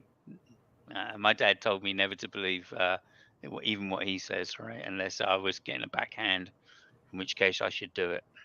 Right. And there you go. I don't know. Um, so Pisses me off. In short, I can understand that, but do you think people have the right to believe what they want? Do you think that that's an yeah, inherent right? I do. Yeah, yeah. If they want to be dicks or just be stupid, be an idiot, of Hmm. course they can be. They can be that. I'm just not like with the morality thing. If someone wants Hmm. to be a liar, yeah, you go ahead, lie. All right. But when I find out, I'm never going to talk to you again. I'm never going Yeah. to trust you. That's for certain. I'm probably not going to talk to you, and I'm certainly not going to introduce you to any of my friends. That's for Yeah. certain, because I don't want people Hmm. like that around me. I mean, Hmm. why would I? Right? No, that's fair. That's totally fair. I think it's important that people you can't force people to believe things. I think that Mm-hmm. sort of leads down a very dangerous road where you're implementing beliefs on people, and then you have a basically North Korea where you're telling people what to think, kind of thing. I think it's a dangerous road to go down, but it does worry me, this kind of flat Earth, and mostly that there's sort of a segment of people that believe that the world ending or human civilization coming to an end is necessarily a good thing. Oh God, It yeah. makes me very worried, and I admit that I don't have their perspective, but to me it's sort of worrying that if you go, hey, the apocalypse is going to happen, Armageddon's going to happen, and everything's going to be destroyed, they're like, yeah, can't wait. And it's like, okay, I realize I don't have your point of view, but to me that's a worry, and that's one of the reasons why I'm doing what I'm doing. Mm. But do you think humans are going to make the new millennium, or make a certain amount of years? Do you think there's sort of a great deal of hope, or do you think we're going Yeah, to? I do. I'm an Yeah. optimist, and that's one of the things which has driven me in my life. Mm-hmm. And I genuinely think that people, as much as I can't remember, maybe it was some comedian said, "Yeah, look, think of a person that you think has average intelligence, and just remember 50% of people are dumber than that." Mm-hmm. And yeah, that is the case, of course. But then that doesn't mean that our standard can't go up. And I think with better and better education, that's the case. I think we've been led down a few bad paths. Um, and in some sense, America is a perfect example of this. Mm-hmm. When you have to pay for your education, you don't get the education that you're paying for, right? I think education, unless it's done for its own sake, is just not worth. I mean, yeah, it's worth having. Yes, you can learn trade skills. You can learn, whatever industries and stuff. You can learn ways, psychology to manipulate people into buying the shit that you want, Mm-hmm. and that happens, right? Sure. But I just think that the system we used to have in the UK, where if you were good enough, you could get a place at university for free to Mm-hmm. study whatever you needed to study. And Yep. in fact, they actually controlled it by just limiting the subjects, right? Because it was free. You could do STEM subjects, or you could do your art subjects, and that was fine. But what you couldn't do is just do random subjects about stuff which actually were just, what's the word I'm looking for? Were just trades, Mm-hmm. right? That's no, you go to a trade school to learn trades, right? Then you learn how to be a plumber or a electrician or an engineer, etc., Right. etc. And that's fine. You can go and do that. But that's not education for education's sake. That's education so you can get paid well and have a great job. Absolutely no problem with doing that, but I don't think Mm-hmm. that should be free education. What should be the free education is those subjects which are STEM subjects, which are just mathematics, physics, chemistry, the sciences which are needed to make people of the future, which are going to move the human race forward, or arts, which enliven people and show people there's a better side to the human nature, or a darker side, or whatever side it is. All of Don't you those are think? important things. Well, don't you think somebody who's a construction worker or a carpenter or an Hmm. electrician is just as important to society as somebody that works as a mathematician or even a dancer or something, a contemporary Hmm. dance? Yeah, Um, when you've finished your education, then yeah, that's absolutely right. but you don't think that the education of both people is as important because you're giving one for free and one's not free. No, look, if somebody wants to become a mathematician, right, they can get a free education for that, and that's great. Mm-hmm. And then when they finish that, if they find they can't get a job, then they train to be a whatever it is, a plumber or a electrician or whatever, and that's fine. Right? So why can't we have electricians trained as mathematicians? Well, maybe it's my not understanding how a trade school works. You were sort of saying that you have to pay to go through those.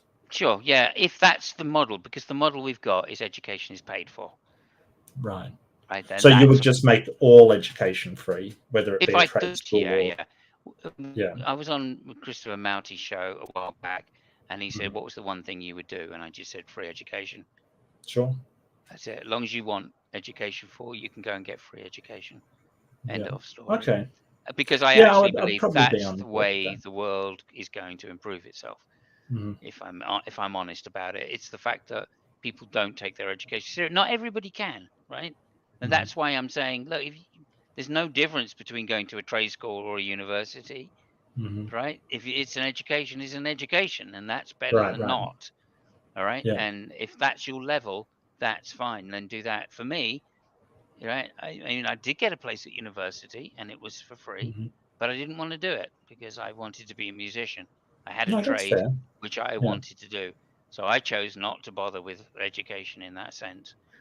All right. But I'd already, I'd been through the minimum education, as I'm calling it. Right. So But you did mention that you could be trained I, in tricking people into buy shit that you want. So you're talking about yeah, marketing. So obviously yeah, you've got exactly. some strong thoughts on marketing there that I'd Yeah. love to get at. Like, so why is marketing?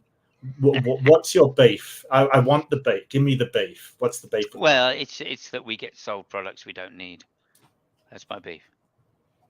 And that's it, right? So this is in line with global warming, right? Mm-hmm. It's the shit we don't need, right? That's going to push us over the edge that much quicker, Mm-hmm. right? So no, just have some Is that stoicism, have some minimalist attitudes okay? towards consumption, right? You don't Uh-huh. need to consume everything all day, all the time. Yeah, what you should do is choose what you want to consume and Mm-hmm. enjoy that moment that you do consume it, right? But don't extend it past what is enjoyable, okay? Because otherwise, what's the point in doing it? That's right. Yeah, you can get a bit more enjoyment. I kind of like this, but like me with Formula One, right? I Right. extended it past where it was enjoyable to the point I don't watch it the same way I used to. I just do it because now, right? That's not a strong argument for sort of not going out because you're doing it too. I know I'm doing it. I know. I mean, I'm Oh, not it's saying not a I'm not. strong. I'm saying I'm not a hypocrite. Right, Okay, right, right. get That's me. fine. Don't That's get me fine. No, wrong I got. about this. Yeah, Okay. I know. I'm committing the tu quo quo fallacy. It's hypocritical, so it's wrong. No, I got you. I got you. Yeah, That's yeah. fine. But No, again, I'm just saying, like that.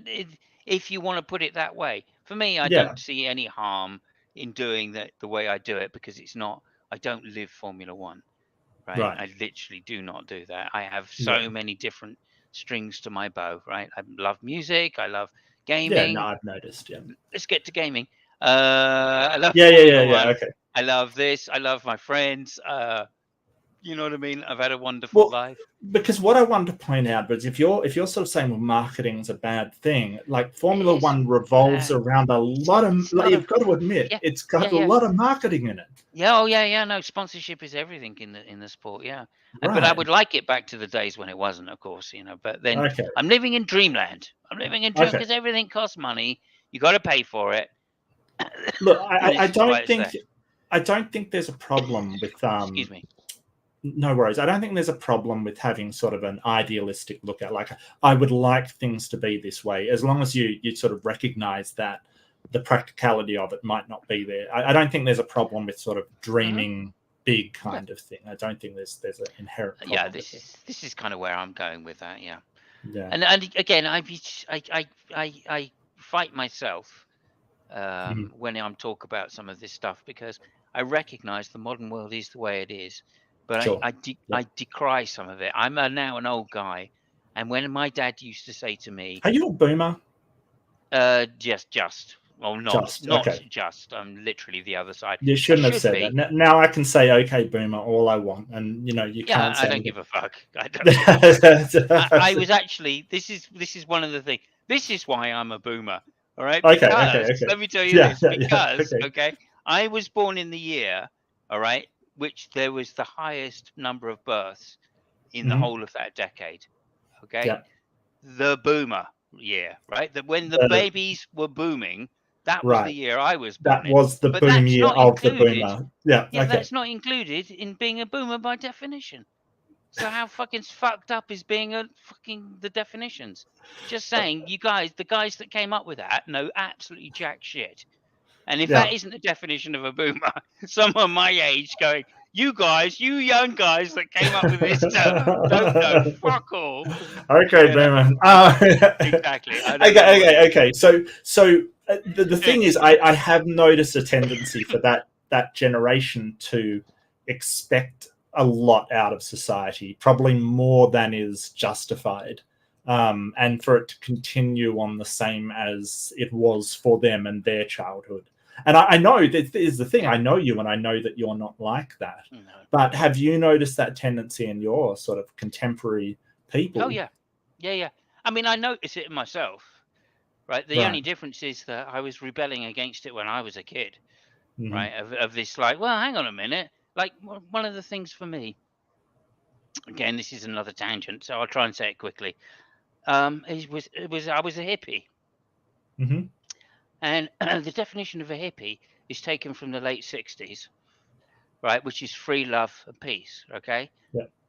that's not my definition of a hippie, right? Because I Mhm. recognised growing up in the '70s, that's a load of bullshit. The hippie dream is bullshit. Okay, but I'm still a hippie because I actually believe that love is the way that we communicate with each other the most effectively. Yeah. Okay, so for me, when I say, I come from a generation which is racist, sexist, homophobic, Mm. okay, I'm none of those things, and I Yeah. recognized I was none of those things. A, my mother taught me well, and B, I recognized in myself that the people are people, and it's their actions that you judge, not their, you don't question their motives as such, right? Mm. And sometimes you need to, but nonetheless, it's their actions. And if you meet Yes. somebody who's gay, right, and they are a perfectly upstanding person, they have strong morals, that means their character's strong, and then I treat them as such.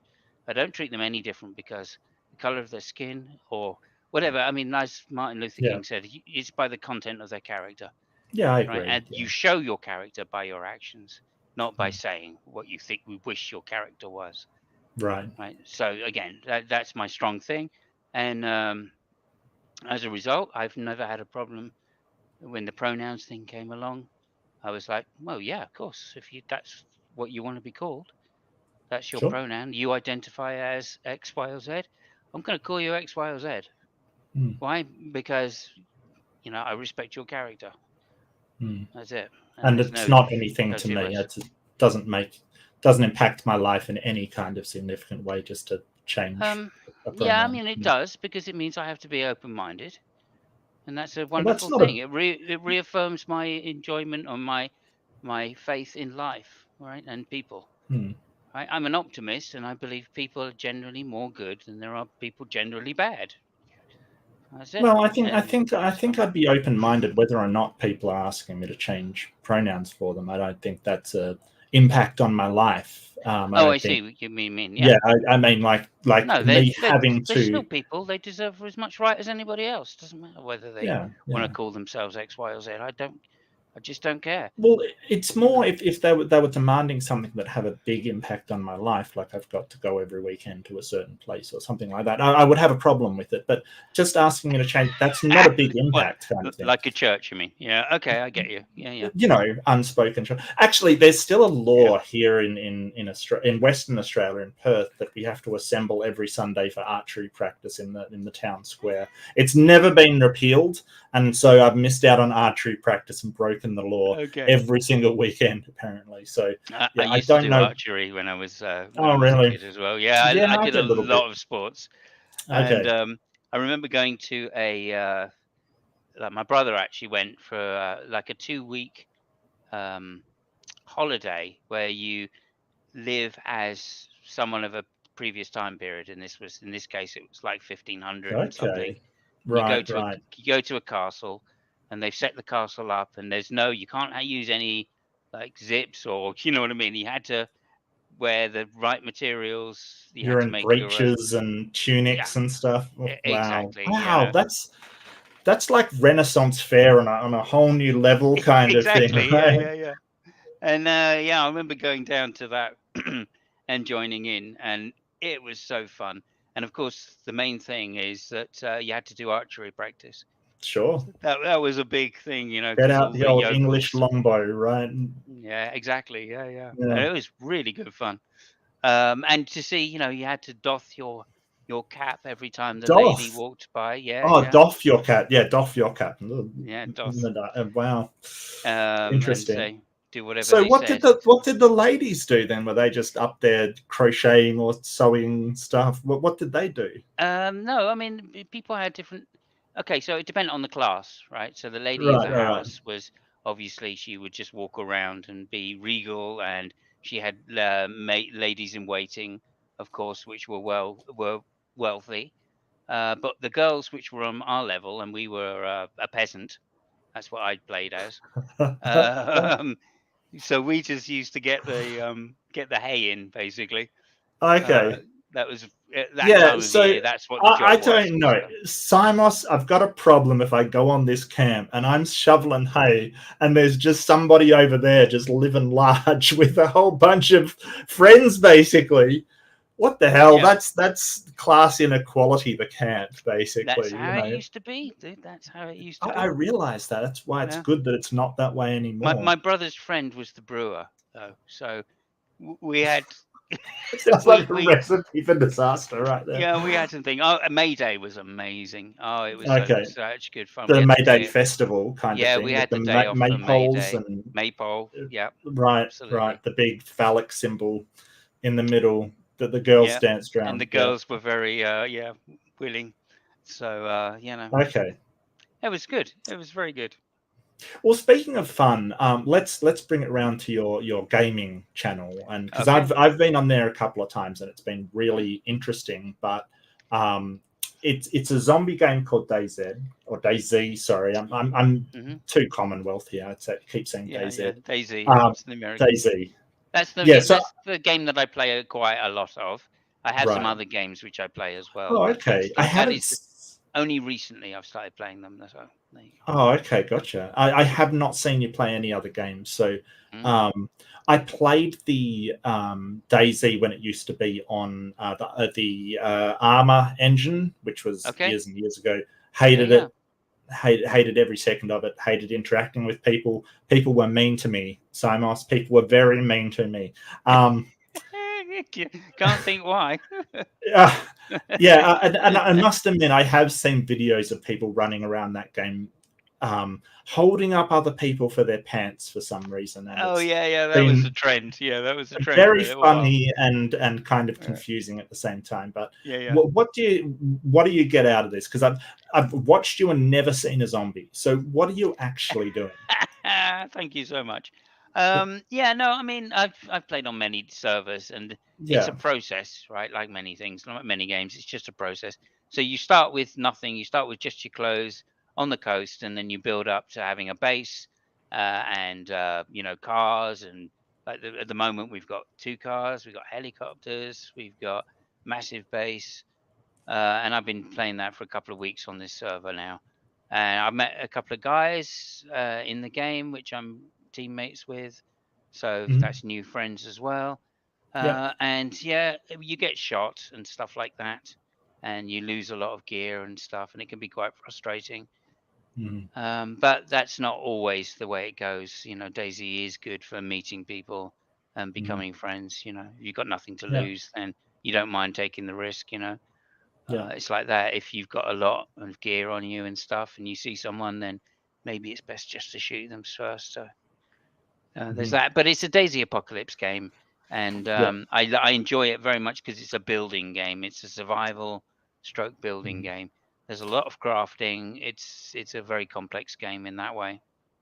So, do you like the survival and crafting elements more, or is it building the bases that appeals Yeah, more to you? it's the survival elements that I Right. genuinely play for, Mm. and helping people as well. I'm one of the players that helps people. So if I see someone that's new in the game, or like isn't geared, is just new in, then I'll just go over to them and go, hey, do you need anything? Do you need some food? What, whatever. Do you want a gun? Like this, and And I'll then give they them shoot information, you with it. and then they shoot me. Yeah, too innocent there, Simon. Well, it depends. I mean, again, I use my judge of character. Right.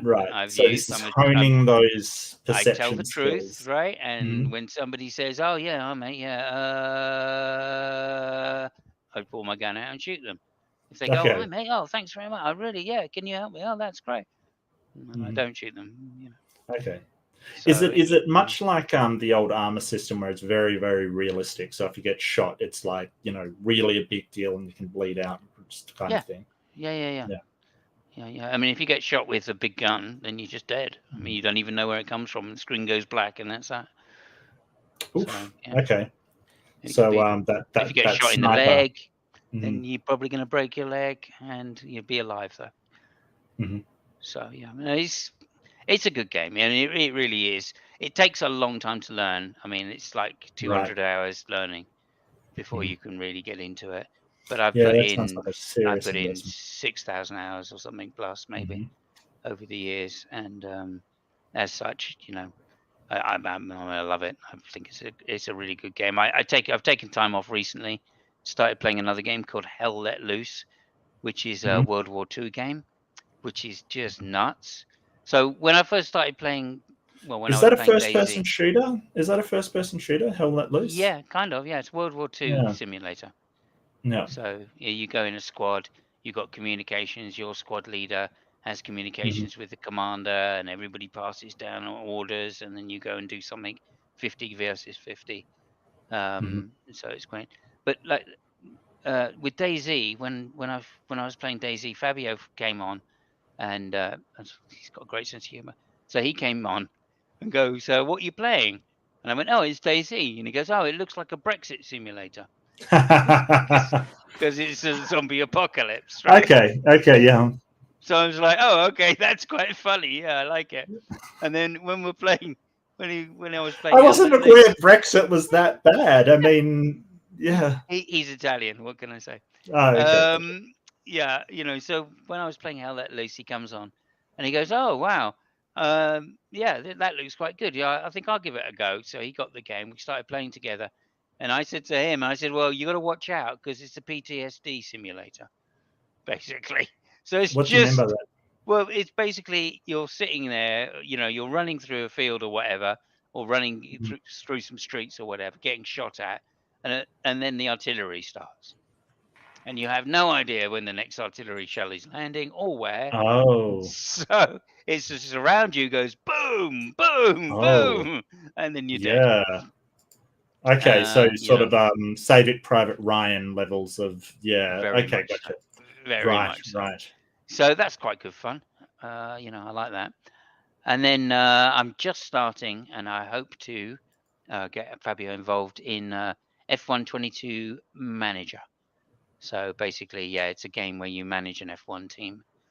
And Okay. I'm looking forward to that. I've only just bought it yesterday.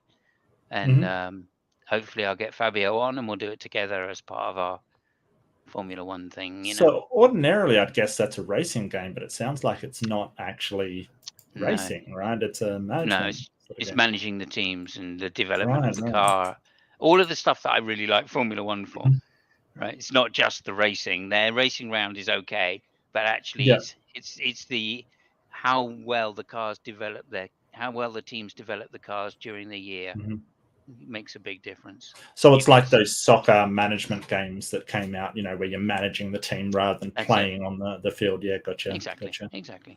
So I'm hoping we'll do a bit of that. I don't know yet. I haven't done any, but I'll probably do a few. Like I'm not really streaming at the moment anyway, to be fair. I've just done the whole DayZ series without streaming any of it, just because I couldn't really be bothered. So, but you'll go back to it eventually, right? You will. Oh yeah, I'll do some more streaming. Like next time I'm on with Fabio, I'll do some Hell Let Loose for sure. All right, fantastic. So there's that as well. We're coming up to sort of 1:45, so I think that sort of I've really enjoyed talking to you, Simos. It's all I've always found going into any conversation. We always have a great time, always have a great conversation. It's fantastic. Yeah. I'm going to throw your channel up in chat, and do check it out, Thanks. especially if you like Formula One or DayZ. He does some really interesting streams. It's just I don't like Formula One, but I'll certainly watch him play DayZ. I make no bones about that. I've tried. That's fine. I can't. That's fine. I can't. Absolutely I'm fine. sorry, And mate. I can't do it. our Formula One podcast for Fabio and Funk, it is just, it's for aficionados, really. We don't do it for just general entertainment like I tried to do with the gaming. It's Right. it literally is just a review of the Grand Prix. We do it on the Monday after every Grand Prix. Okay. We do a show. So that's And a different. unless you've seen the Grand Prix, then you're not Okay. going to really understand it. Yeah, no, that's So- completely different to the gaming. Yeah. Yeah. Okay. I found that one, so I'll post that one as well for Fabio. Oh no, we don't do it on that channel. I've moved it back to my original channel again, just because. Okay. Well, just ignore that then. I'll just. So just ignore the second one. If Ignore you've the got second one. yeah, no, it's just Simos Funk. I do everything on now. So I was asked I to don't know make what a I'm talking separate about. channel because they thought it might get more views, but of course it didn't, because it's a new channel. So. Oh, okay. And I just went, oh look, I can't be bothered. We don't do it for the views. I don't do any of my stuff for the views. No, Okay. I know the feeling. Yeah, So I'm not trying to get monetized. I don't give a monkeys. If you want to watch it because it's fun, then great. Yeah. If you want to come in and take the piss in the chat, that's fine as well. I don't mind that. Jill, I'm looking at you, Jill. Yeah, so I'll just have remove fun. that one. It's all about having a bit of fun and a bit of a laugh, and that's why Yeah. I do it. We've been doing our Formula One show now for years, like, together, really, and nobody ever watches it. So yeah. So just before we go, I just want to ask the audience if anyone's got any questions for Simos, if they want to ask anything. I didn't notice any questions in the chat. I noticed Jill being Jill and being a bit provocative and provocative, being Jill. So yeah. He's exactly the kind of person I target. My come on guys, we need to get a decent education together. You need to stop just believing what you're told. Well, apparently he's a teacher, and start. Yeah, really. Okay. I don't believe it for a moment. If he is a teacher, it's not to anybody which is getting an academic education from him. Let's put it that way. However, let me just say a couple of things while we're waiting for any questions, if that's sure. One that's going up. Absolutely, go for it. If you wouldn't mind. Yeah, look, I've been around this community a long time as well, and I've got to say, it's extremely rewarding. One of the downsides is that it's a self-selecting group, right? And that's why I think a lot of people get on with each other. Even I take the piss out of Jill, etc. Yeah, okay, I've got good reason. I like the guy though, right? I mean, I don't find him a horrible person to be around. I'm not sure his morality's in the right place, but that's another matter completely.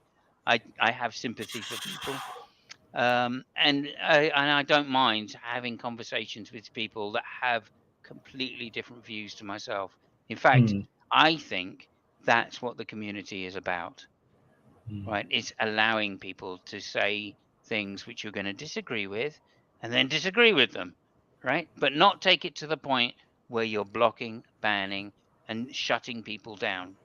Okay, that's the point I'm taking it. Unless they're breaking TOS, let them have their little viewpoint. Okay, yeah, no. I get where you're coming from. I have a personal problem with bullies, but people that will punch down on others and try to make them feel small while boosting themselves up in the process.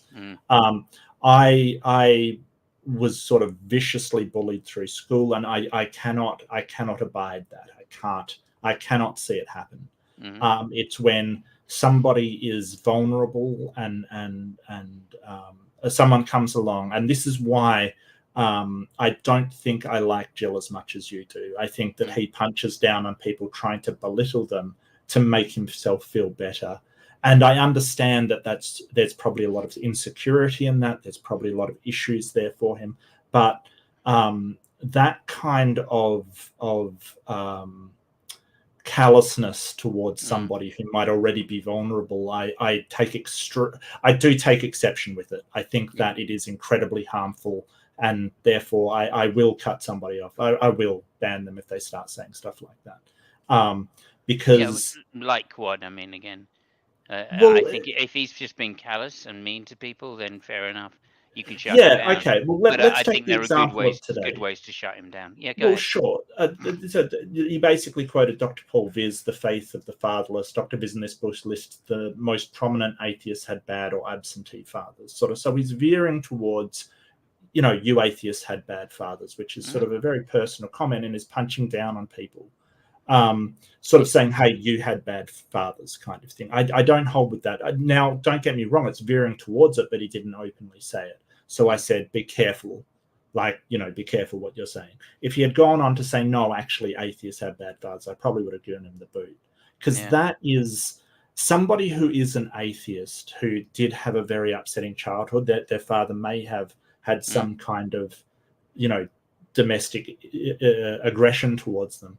That will hurt them specifically. And that's what it's aimed to do. It's aimed to go, well, you're only an atheist because you've had a bad upbringing, or your father was deficient or something like that. That's the kind of bullying that I'm talking about, that is actively harmful to that person. So I don't hold with that. I think that if you want to put across an opinion, there's better ways to do it than accuse an entire set of people. But he didn't outright do it. I give him that. He didn't outright do it, but I warned him that sort of he's veering towards it. I agree. I mean, I can't stand bullies. People tried to bully me because I was new at every school I went to, of course, and I went to so many. I mentioned you mentioned Yeah, saying, people make you a target, and I'm quite diminutive in that respect. So yeah, they tried to, but they soon found out that it's not a good idea to bully somebody who fights back as hard as I do, and especially somebody who's ripped. you know. So I've been doing weights, but even before I fucking reached puberty. So yeah, you really want to try me? But again, I appreciate I was in a good position. I was in a lucky position. And so I've always tried to defend people that are being bullied and fight against that kind of thing. And I completely, but let me just say this: I completely agree with your stance, first of all. However, one thing I will say is it shows that person up. Those comments like that show Jill to be the idiot that he really is. Okay, and I feel sorry for Jill that he says things like that. I do agree with you that it's hurtful to people that have been through that experience. Okay, so I'm not trying to dissuade you from your view. I'm just saying, I realize that. in this community, all right, there is a certain amount of rough and tumble that has to be taken. We're criticizing religion in a very personal way. I'm saying, God, your beliefs, if you're a God believer, are ridiculous. Okay, and I'm using deliberately inflammatory language sometimes because I want to get the point across that actually there is no reason why to believe the way you believe. Every single time you put an argument forward, it has already been debunked. Okay, Yeah, and I would the fact probably you veer refuse to away from learn that. that, I know, I know, Yeah, I know, I know, I know, I know, I yeah. know. So Of course you do. That's yeah, you. That's you. yes, Okay, yeah, this is me. Okay, yeah. No, I'm I get that. I happy get to ridicule religion when I that. feel it's needed. If somebody comes to me and says, "Hey, look, this is my faith position. I have psychological reasons why I believe this." Okay, and as much, then I'm not going to go in hard on it and say, "Well, you're an idiot. You're a fool." No, that's not my position. If you Right. sit there and start asserting shit like Jill does, then I'm going to start making it sound ridiculous. Okay, Okay. because that's one way to attack somebody who has these kind of bigoted beliefs. Okay, and I'm just saying, I would rather I'm in the camp that I would rather hear somebody say a stupid thing than just keep it all bottled up and say it behind my back. All right, if they think I'm an idiot, please come out and say, I think you're an idiot, Simos, because of XYZ. I'm far happier that way. A, it tells me what they think of me. B, it gives me a chance to respond. C, I may be able to change their mind. Yeah, And I I may think be an idiot. it's I may realize, yeah, I am being an idiot. well, and what Okay. was it? T-Jump took that debate whether he was an idiot, just conceded it straight out and took his $50. So yeah, but Yeah, no, which I was the don't least mean in like that. I say yeah, things which are wrong. And if but somebody but says to me in the middle of a debate, Simon, you're wrong yeah. about this. This is the reason why. I will think about it and go, oh yeah, I'm wrong about that. Hmm. Right? I'm quite But happy. and I'm glad you're at a position there. I just feel a lot of empathy for people who aren't in that position to be that sort of people who do have problems with their self esteem or their mental health or things like that. Yeah. I get very very defensive of those people because when somebody calls another an idiot or something like that.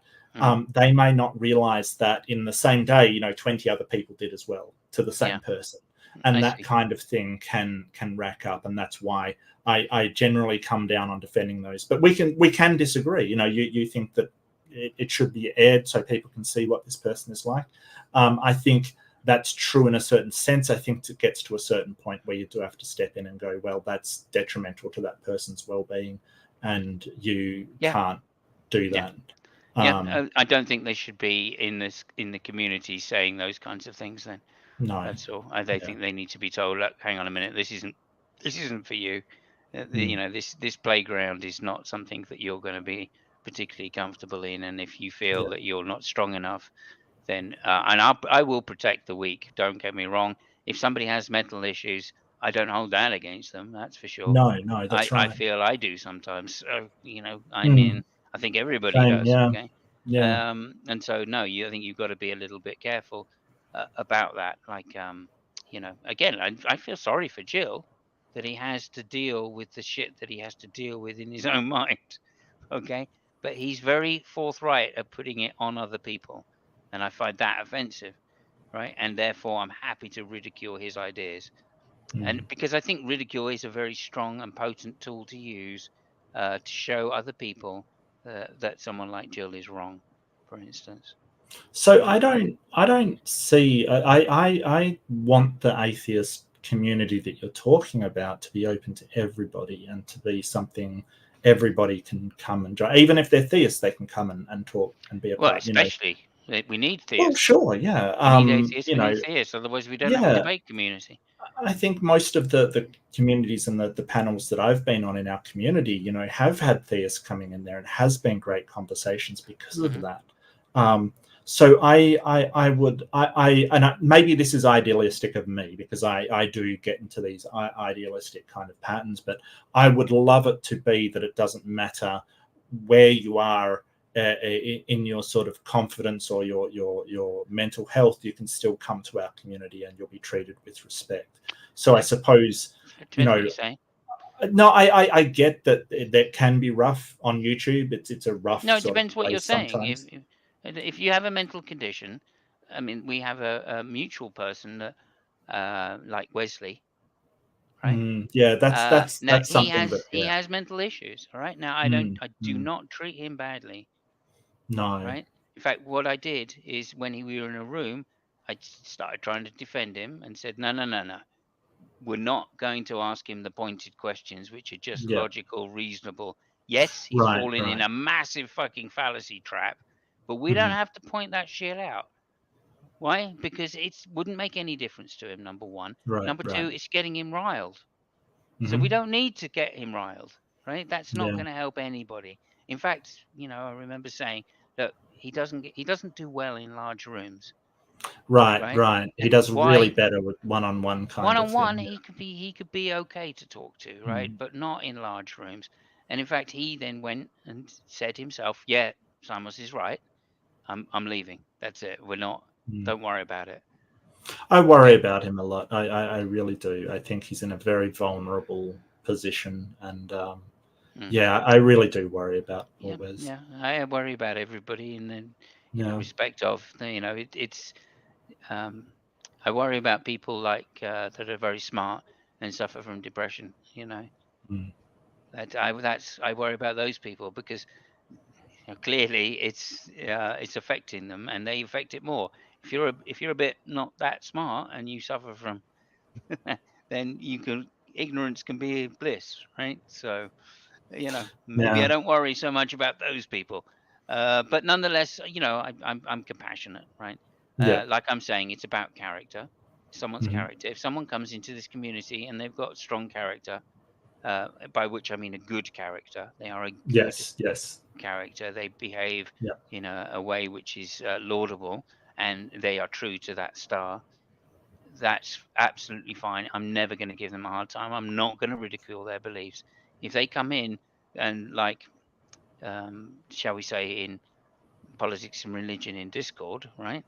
For Hmm. instance, and there are just like kids just trying to be edgelords, right? And so Right. they're saying racist stuff just to try and shock people because they think that's funny, Hmm. right? And it's not big, it's not clever. I'm not interested in it, and I'm quite Yeah. happy to shut them down and just go, well, I can't talk to you, right? Because you're an idiot. Yeah. Okay, why would I waste my time? Justify to me why I should waste my time talking to somebody that So says that's fucking dumb that's shit that's like that. one thing you would do censorship over. So the pose out there that are just trying to be edgy and say controversial stuff for the sake of But it. if they're ineligible, they can, if they say it, right? If it's against terms and conditions, they should be banned, Yeah. right? But if they say it, right, I'm not going to sit there and go, oh, well, that is just the worst thing ever. I'm just going to Mm. say, you are a piece of shit in my view, right? By my arbitrary moral standard, you're a With piece no of shit. foundation. Yeah. Okay. Yeah, yeah, you're a piece of shit, and I'm not Yeah. going to engage with you because that's what I can do, right? Mhm. That's the limit of what I think you should do. And I would say the same for everybody. One of the problems I find, again, another reason I'm an anti-theist, is that people like Darth Dawkins, who are a piece of shit to Okay. people, That's it. Yeah. right? Okay. They get given a pass by other Yeah. Christians. Sure Why? do. Yeah. Because he claims he's a Christian.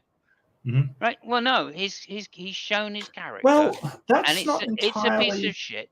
It is That's to a not. point. I'm not Yeah, making it. but I'm there not making has been. everybody. I'm saying Yeah. there are Christians out there that Yes. laud his behavior because he's sticking it to the atheists. Yeah. They don't Yeah. No, care I get how you. what his moral situation is, right?